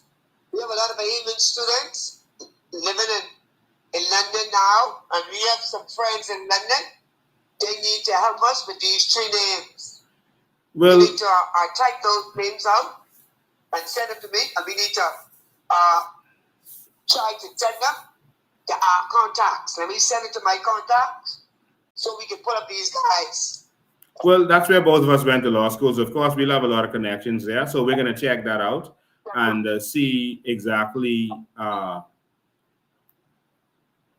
why do people can't sign a petition? So what I'm going to do, let me add some other things I wanted to touch on with BC and all that. But let me open the phone lines and let people get in here and be able to talk and be a part. Their opinion. Yeah, and be a part of this. So to do that, I'm gonna have to disconnect you. But if No you problem. see anything you want to answer, you could always just call back in. If someone asks something that you don't want to answer, et cetera, et cetera. But was this this serious kind of corruption while you were an officer at CID? No. This is the worst of the worst. Wow. No. Okay. So the commissioner want to keep secrets and no one talk to us, so we'll investigate ourselves. Let's get it started. Yes, we'll do that, sir. You know what that mean, though? That mean you under threat of death. If they know you're investigating that, they're gonna try to pull something on us or try to frame us with something. They might find some drugs in your car, Maria. You know? Oh my Or they God. might find some bullets or something. You know how they go. Oh yeah, or they might blow up my Jeep again like how they did the last time underneath the PLP watch. Yeah.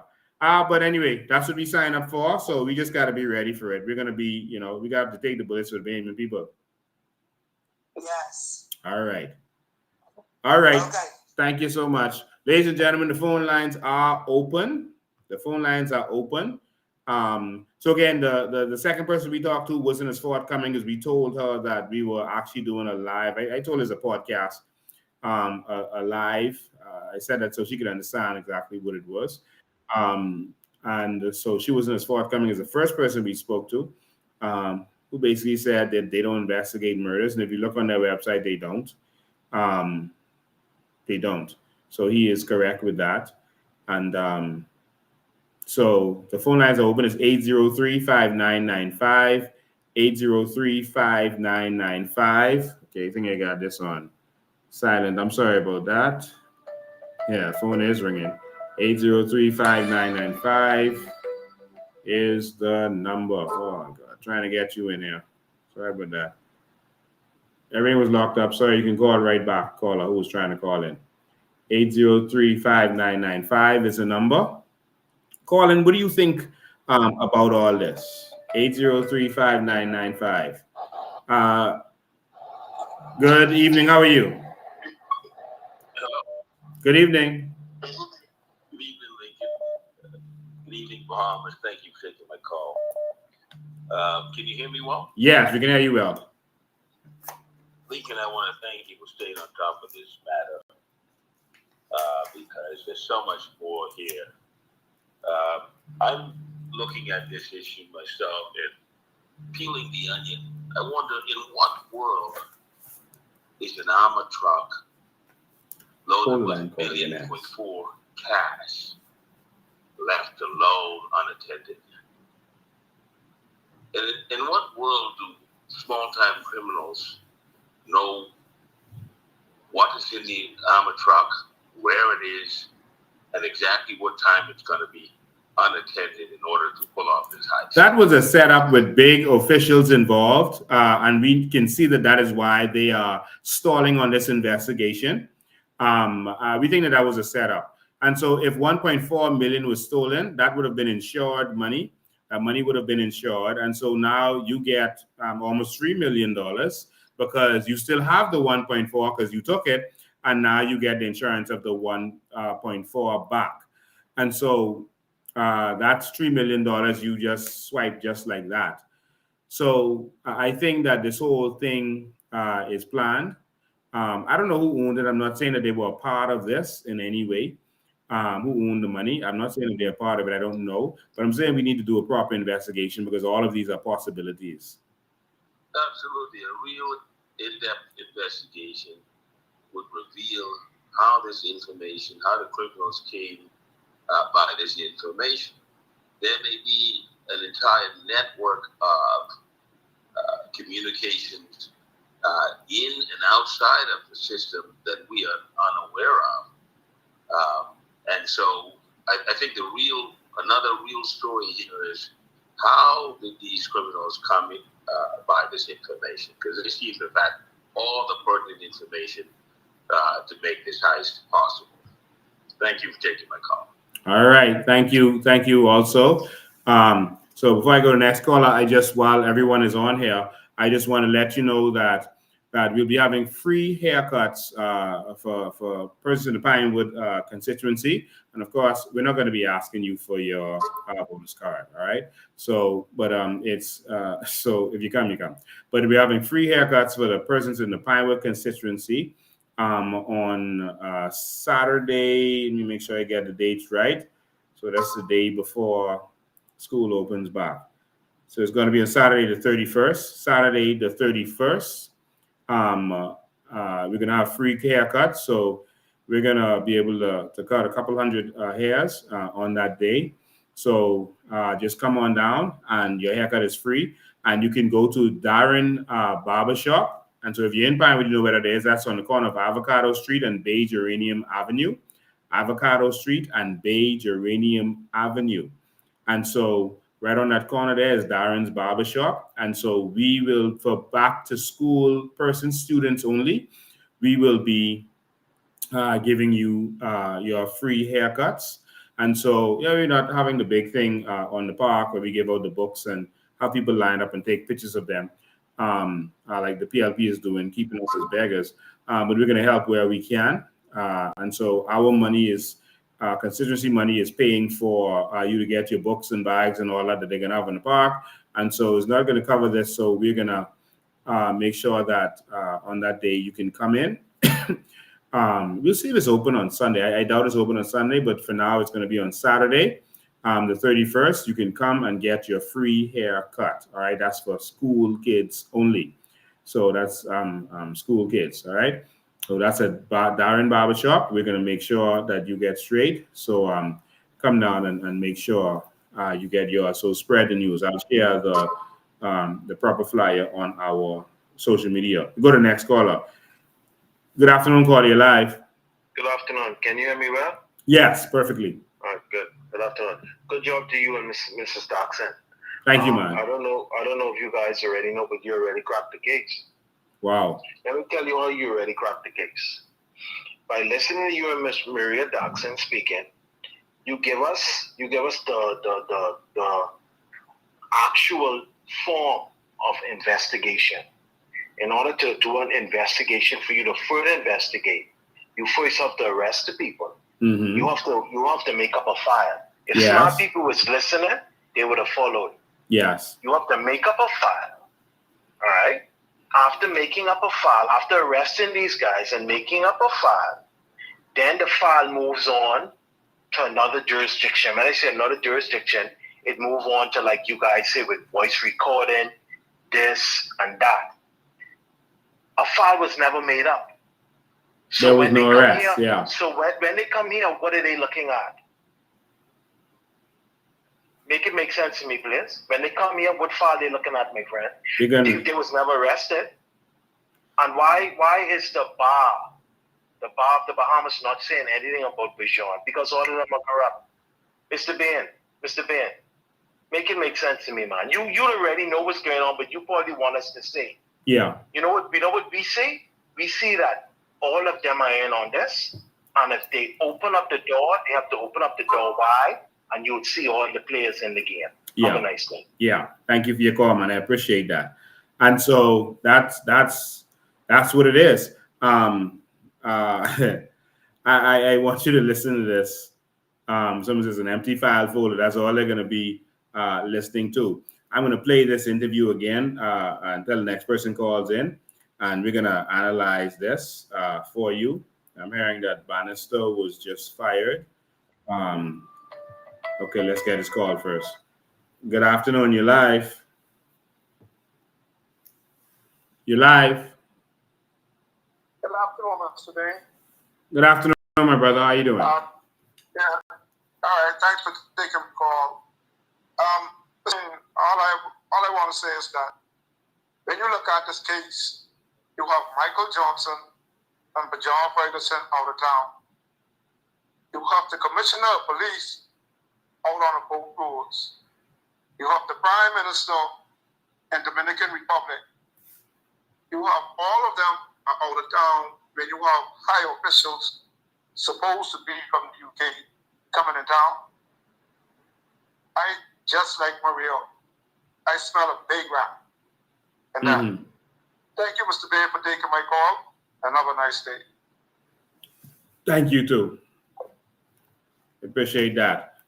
So someone put a link up there to where an analyst was jailed. I looked at that earlier today. But what we need to do is make sure that the persons are currently working, and then we need to know not if they're retired or if they used to work there. We need to know what their position is now at this particular point, not 2022, 2021, 2020. We need to know what their position is now, and we need to know what their involvement is. All right. So that's where we are with that. Let's look back at this video. Release was issued today explaining that there will be no more public statements on the voice notes investigation. Before the statement was issued on July 8th, 2024, Police Press Liaison Chief Superintendent Kristen Skippins confirmed to media that the Royal Bahamas Police Force will remain transparent and will keep the public in the loop. Who just spoke a while ago, and you and Maria Jackson, an excellent job educating the Bahamian people who don't have an idea of what investigation is all about and how it ought to be taking place. Mr. Billion, there's something called a cover-up. What is a cover-up? Now, when we look at a cover-up is an attempt, whether successful or not, to conceal evidence of wrongdoing. Yes. Okay? Or other embarrassing information. Now, what, as I know, because, I work around criminals all my life. When we look, what is a cover-up in law?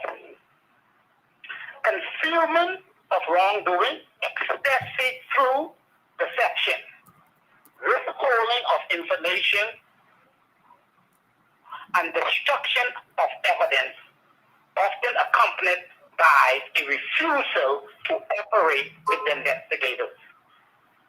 This sounds to me like, Mr. Bain, when the COI gets into power, because it would not happen in this government, through the cover-up, that means the Commissioner of Police must be charged. Because why? If he conceal evidence, and it becomes a cover-up, and a cover-up is worse than the crime that is committed.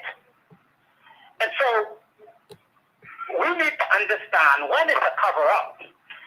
A cover-up happens when you're doing your investigation.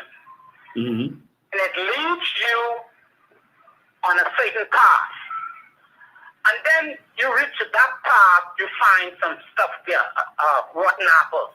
Right. And then leads you to another path, and you say, when it reaches that one, the point, that investigation where it leads you, and it leads you to a person who is a top-notch person. Now they cannot reveal that, so it becomes a cover-up. And where that leads, it leads to another hierarchy. And you say, wow, that becomes a cover-up. And you will never get the truth. So what we're looking at is a cover-up. And the only way we can get an answer to what is happening through the corruption on the police force and through the corrupt PLP and their leader. And when I listened to, because when I was on Steve the other day, when I listened that Wayne Monroe said he has distanced himself. He is supposed to be the chief investigator. He distanced himself. And we know we talk about smelling a rat. We smell a triple rat. Yes. So my brother, we, the civilians, the people is the government.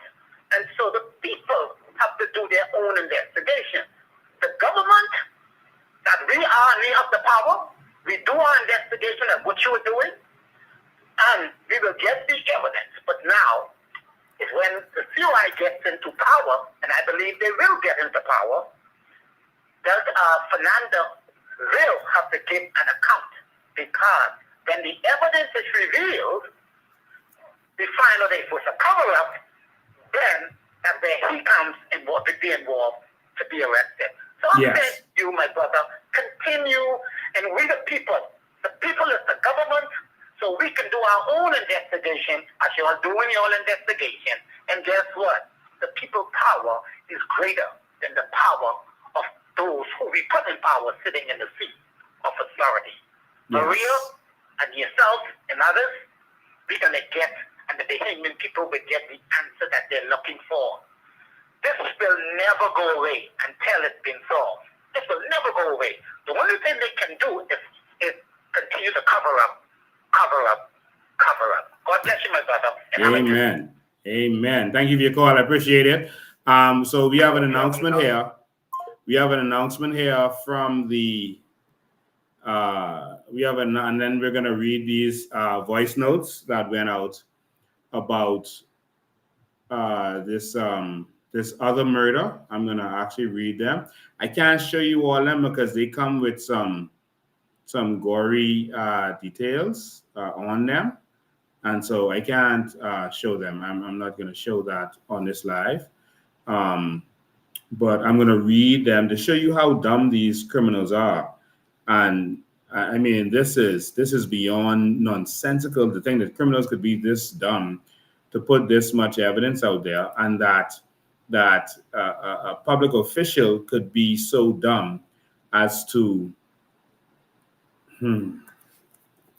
hire these little jokey fellas. Listen, you get someone murdered for lunch money in this current Bahamas, for lunch money. I mean, you give them something to eat and they will murder someone for you. And that's how bad this country has gone. All right. So let me just share my screen quickly. I was going to go back to that video again, but let me just share my screen quickly. And Jesus. This is the Office of the Prime Minister website, opm.gov.bs. Statement from the Office of the Prime Minister on the termination of Mario Bannister, Managing Director of Clifton Heritage. This title is longer than the statement. Here's the statement. Bang. That's it. All of it. This afternoon, Prime Minister Davis directed the immediate termination of Mario Bannister from his position as Managing Director of Clifton Heritage.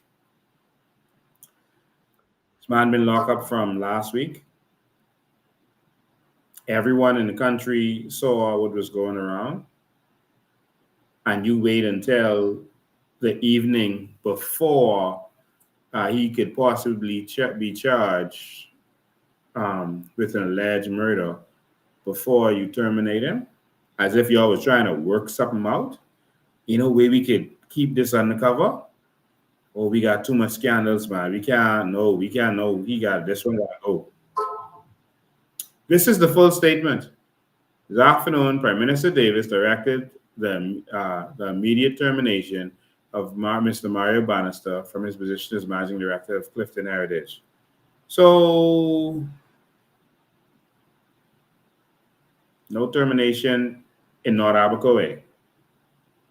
None there? No? No? Okay. Okay.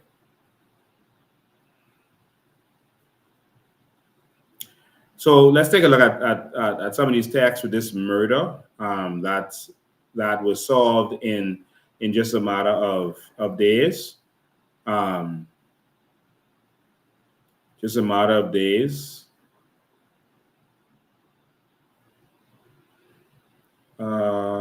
Okay, let's get that on there for you.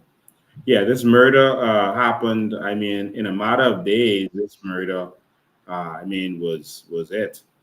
In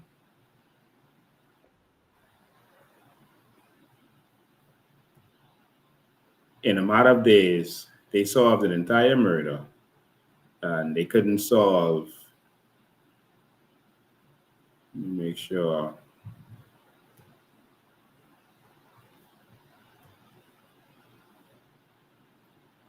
Okay, let's make sure everything is edited what we're looking at here. So this right here is the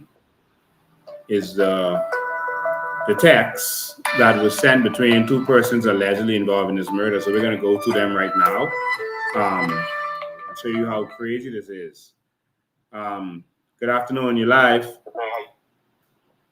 what's up, Lincoln? How you doing? I'm awesome, man. Can you hear me? Yes. Okay. The latest murder that happened in Fox Hill, I know him. Okay. And they murdered him because he knew information. He had no money. They gave him no money. That's why they told him they don't talk to no other police. And they have to get rid of him quickly because he's a talker. He's one of those that are like a boast. Oh, I be around this one, I be around that one. You know, and then the other guy from Burnett Road who got shot in the car, they were pretty close. And what happened is they going after who else to talk to. So when they got him inside that room, they pressed him to figure out who he went to. And after they found out, and when he came home, he explained to, you know, a few family members that, hey, they wanted me to keep quiet, but I didn't tell them I ain't got the money. But he ghosted. So ghosting is what caused him to get killed. They needed him to not give that information out about the corruption of the police. That's why they said, don't talk to no police. If they see you, how the police could tell a criminal, or not a criminal, forgive me, somebody who's being investigated, if the police call catch you, not to stop. That's an automatic assassin. Because if they coming after you, or the police coming up to stop you, so he can run. Yeah. So, you know, but I wrote down just a very short thing that Spirit told me to read to you. This is information to you and also to the people. All right, because I just wrote it down and then you announced this live. All right, so it says, I need you to listen good now. Oh, my son. O son of my wounds, O son of my vows, do not waste your strength on women or on those two ruined kings. It's not for kings, O Lama, to gather wine. Rulers should not crave alcohol, for if they drink, they may forget the law and not give justice to the oppressed. Alcohol is for the dying, and wine is for those who better distress. Let them drink to forget their poverty and remember their troubles no more. Speak up for those who cannot speak for themselves. Ensure justice for those being crushed. Yes, speak up for the poor and helpless and see that they get justice. What that is saying basically is, for the past 50 years, we have leaders that party, drink, and, you know, allegedly, you know, got those sweethearts and stuff like that. And we know this. We see this every day on Fresh Fry. Who they be? Who be there? The politicians. They be drinking. They be getting the gun solid, whatever it may be. But we see these things going on, but we still vote them in and want this place to be a Christian nation when we don't have Christian values leadership. And that is our biggest mistake right there. And the crazy thing, Mr. Monroe, he was out Fish Fry about a week ago, and I was out there, you know, and a friend of mine said, oh, you know, so-and-so, you know, he beat his case, you know, but he's still scared. He you know, he got to carry 2 guns on him. Like, and this is a young guy. Like, what? But the person who in charge of the whole police forces right now in the road, but he's kind of the Fish Fry, been drawn himself because he's afraid of the police and whatever else going on. Now, how am I supposed to go to the police and say, hey, somebody coming out here? What if he know that criminal and then he go to him? He said, listen, this guy right there, he know you got this and this and that. We got to get rid of him. So now, how are we supposed to trust the police? Anything now that we see, we can't talk, to be honest with you, because we don't know who in cahoots with who at this point. And I rest my case right there. All right. Thank you. That's a serious issue. You don't know who is connected to who. Again, I don't think that the majority of police are corrupt. I think it's just the leadership that is corrupt. I'm not saying that there's no one else in there that's corrupt. There is corruption in every organization. But I think that the problem is from the head. The corruption starts from the head. We have seen and experienced corruption from this particular leadership of the police force, and it is terrible, and we need to change. So let's go to this document here. This has been circulating around, and the police actually put out a statement saying that they're going to investigate to see who put this out. I mean, yeah, that's the important thing. Who put it out? So this person was texting to someone else whose phone number appears there. Allegedly, all this is alleged. It has question mark, question mark, question mark. And it says, yo, the job completed. He dead.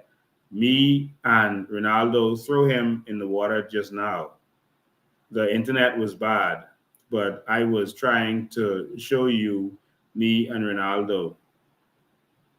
Couldn't let tall boy who driven pick up what's going on because he has an ankle bracelet.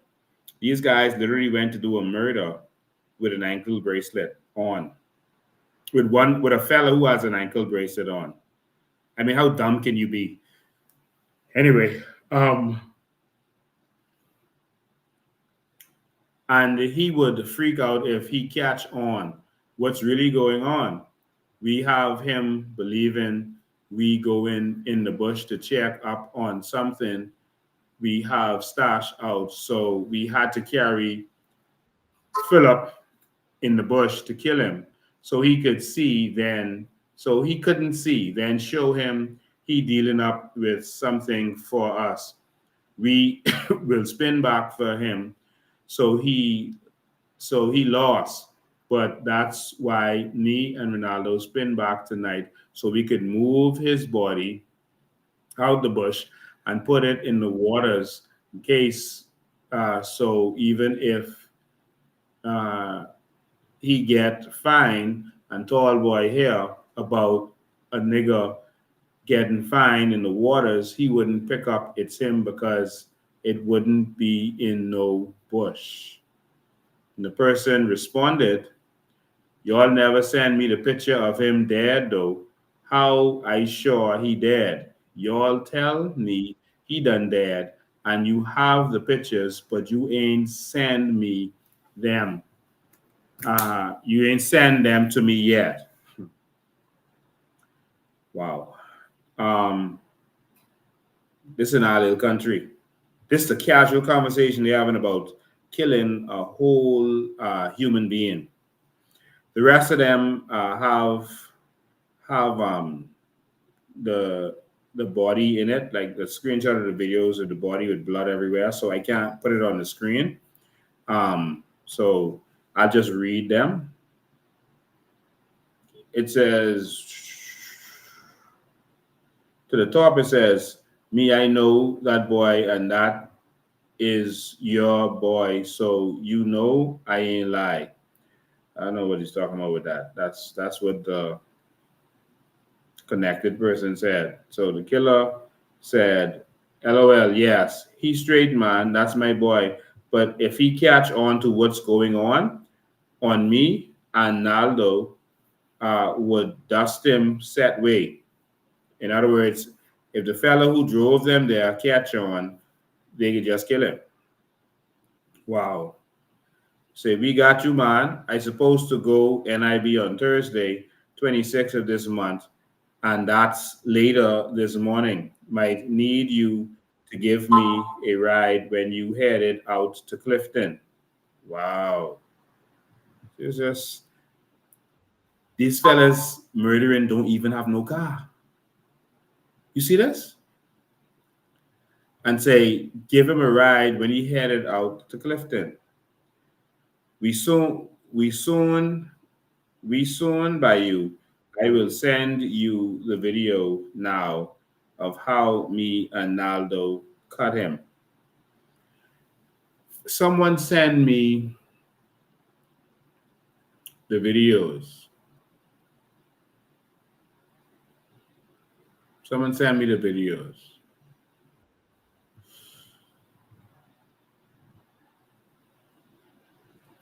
I literally thought that was one of those videos that you saw with Haiti and what's going on there with the brutality.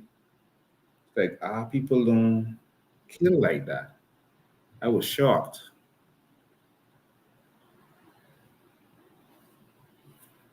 It's like this, like those Haiti kind of killings that you see, those vicious kind of Jesus. So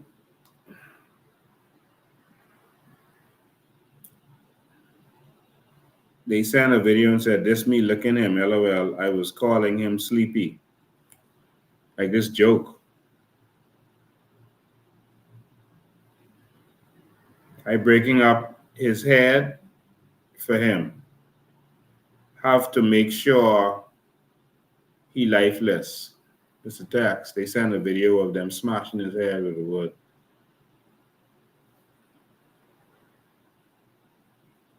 And another one, make sure I delete this one because my face catching this one. My face get catching this one.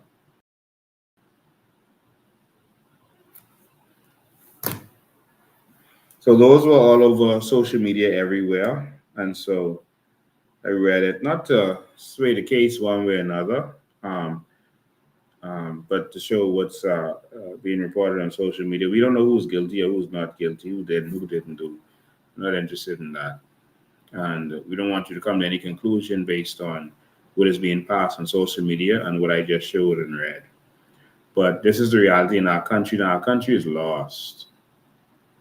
You know,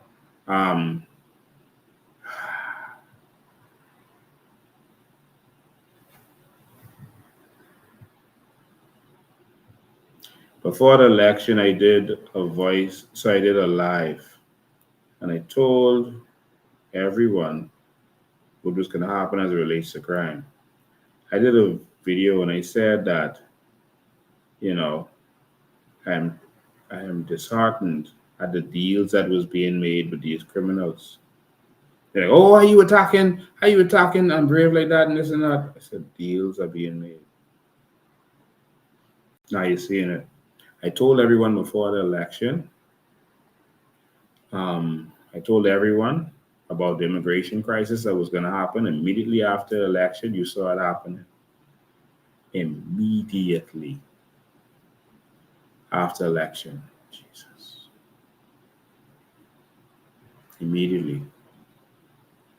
Our country is in a state where it has gone back 50 years, except crime is not like it was 50 years ago. It is extreme because we continue to let the politicians sway us back and forth and swing us into voting for them while they are reaping the fat of the land and while we are being destroyed. Our young men are being killed on a daily basis now, basically. Our young people are being replaced and sent out of this country because they are overqualified if you educate them. And if you want to educate them, there's nothing here for them. And so those ones are leaving to be labor, cheap labor in other countries. And the educated ones are leaving to help build other countries. We need change, Bahamas. We need change seriously and desperately. Come on, Bahamas, stand up. Can't you see that everything is going wrong? Can't you see? Can't you see? Let's stand up and let's make a change together. Let's stand up.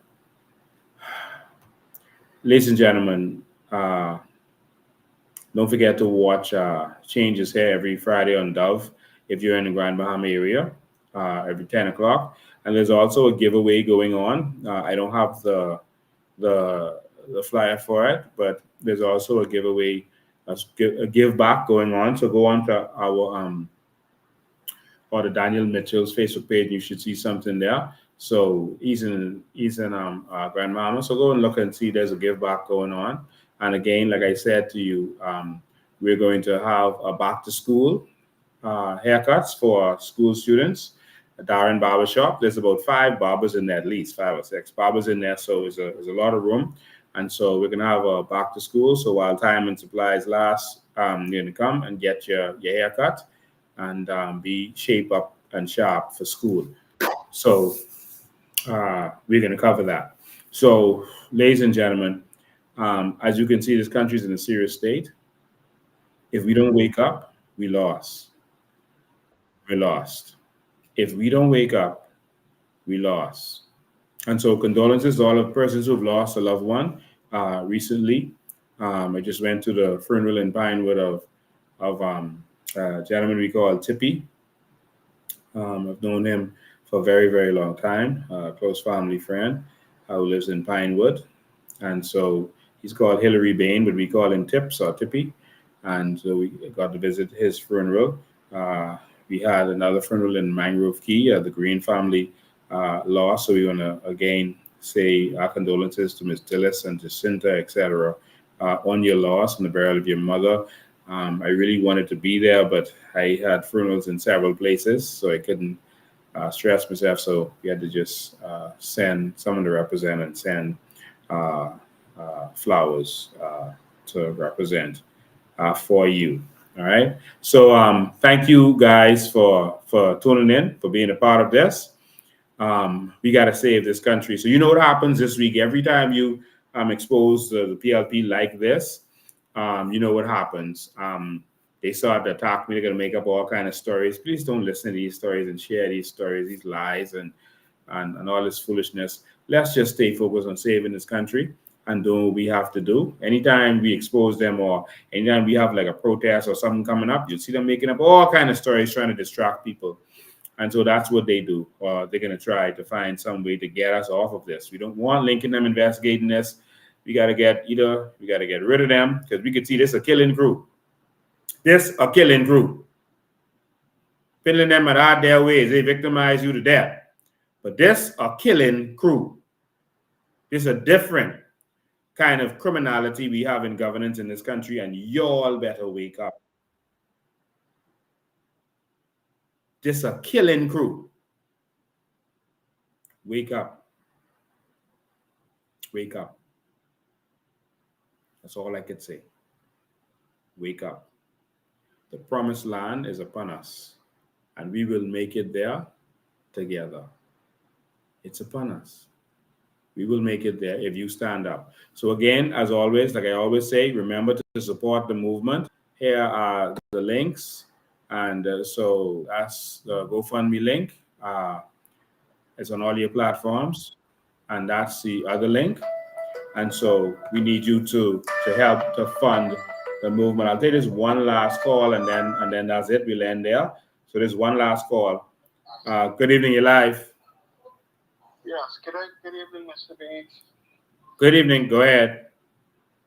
Yes, this is Jeffrey Clark calling. You know, I'm pro-Bohemian and I love my country and all that stuff, but I seen something online with what I saw, I guess some Haitian people, I don't know, they was out to sea or whatever the situation is, and they was begging for help. You know, my heart still goes out to those people. I have nothing against Haitian people. I just feel as if somehow they need help in their country. Yes, we can help, but we can't overextend our help by overcrowding our country. So, however we can help them in their country, that'd be great. But, you know, my heart still goes out to the people that I saw out there in the water, and just to let the people know that I'm not anti-Haitian or nothing like that. I'm just, you know, but my heart goes out to each and every one of y'all. But that's all I really have to say, Mr. Baines. All right. Thank you so much. Yeah, I'm also not anti-Haitian or anti any foreigner, but I believe that the Bahamas should be Bahamians first, and that we have to protect ourselves so that we can have to help others. And right now we're being swamped, and the criminal politicians are making money from this. So that's why it continues. All right. So I'll leave that right there for now. So expect in the coming weeks some attacks against us, but expect that we will stand strong and we will continue to fight for the Bahamian people. All right. So thank you for joining us. Thank you for being a part of this. I want you to know that I'm doing this not for promotion, but because I love my Bahamian people and I love my country. I'm a proud, unapologetic, raw Bahamian. I wanted to talk a little bit about natural resources today. I'm going to do a live, probably, I don't know if we'll have the good internet on Tuesday, but I'm going to do a live with somebody this week because a lot of people didn't watch me on The Guardian. They didn't see The Guardian show. apparently a lot of people don't have a radio. I'm surprised how much people don't have a radio. So these talk shows, they don't have the kind of listenership that they think. Most people don't have radio in their homes, and they only listen to radio in the car. So a lot of people miss me on Guardian Radio. So I'm going to replay that for you at some point this week. I'll just put a notification out so you know it's coming out. All right. So, but thank you so much. We're going to start our think tanks again with Vision 2025 as soon as September rolls around and everyone is on vacation. And so you're going to see Vision 2025. So I'm just going to leave you with a couple of videos to remind you of where we are and where we could be. But ladies and gentlemen, I want you to know that I love you. And I'm doing this because I love my country. All right. See you next time.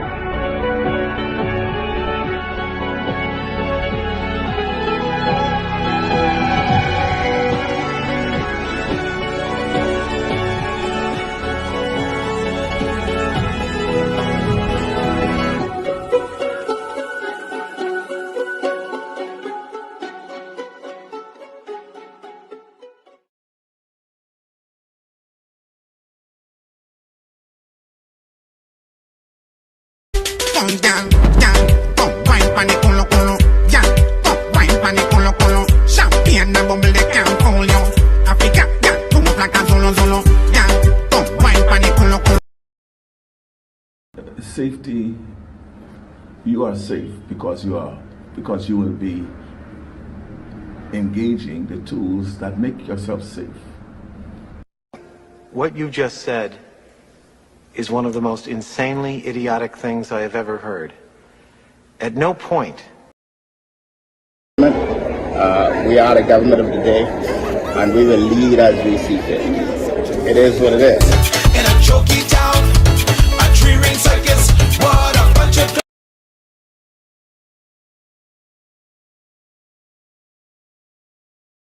What happened in Dubai with the citizens? Monarchy, and monarchy take care of their people and make sure that they're paid $2,000 per family, maybe $3,000, and life is cheaper there.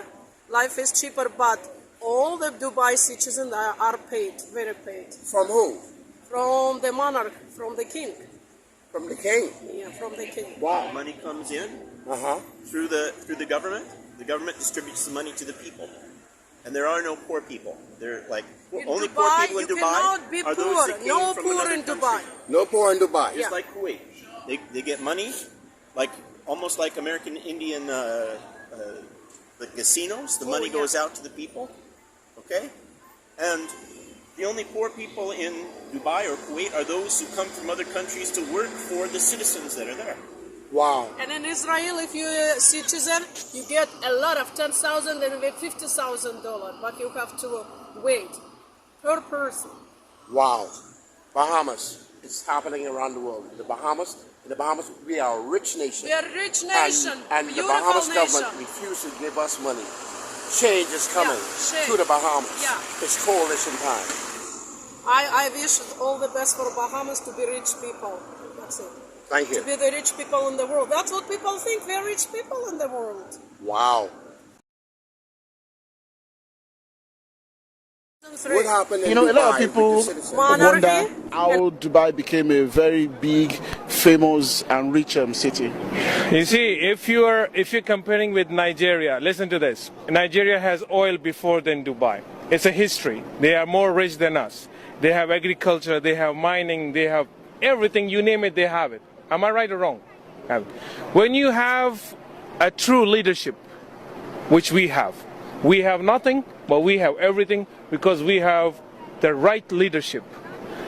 That's the only thing you need, a right leader for your country, not corruption. That's what brings your country at the top. You don't need anything. We want water, we don't have agriculture, we don't have mining. That's quite interesting. And that's Sheikh Mohammed. Number one, he doesn't know number two, he needs only number one. He says, I don't know, there's no I don't know number two how in my book. Only number you did this in 50 years. You look at history, who does this? Show me anybody else that has done this in 50 years. I'm waiting. Show them to me. This wasn't done by money. Money doesn't produce visions. Visions produce money.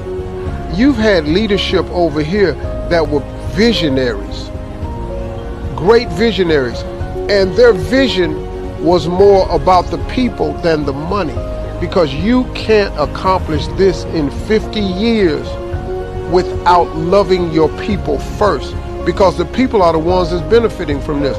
Look at your health care. Look at your road system. Look at your highway system. Look at your airports. Who does this in 50 years? But who benefits? You're going to care about those people. It's something to be learned about what's been done over here that could be duplicated in the world, because there's people with this much money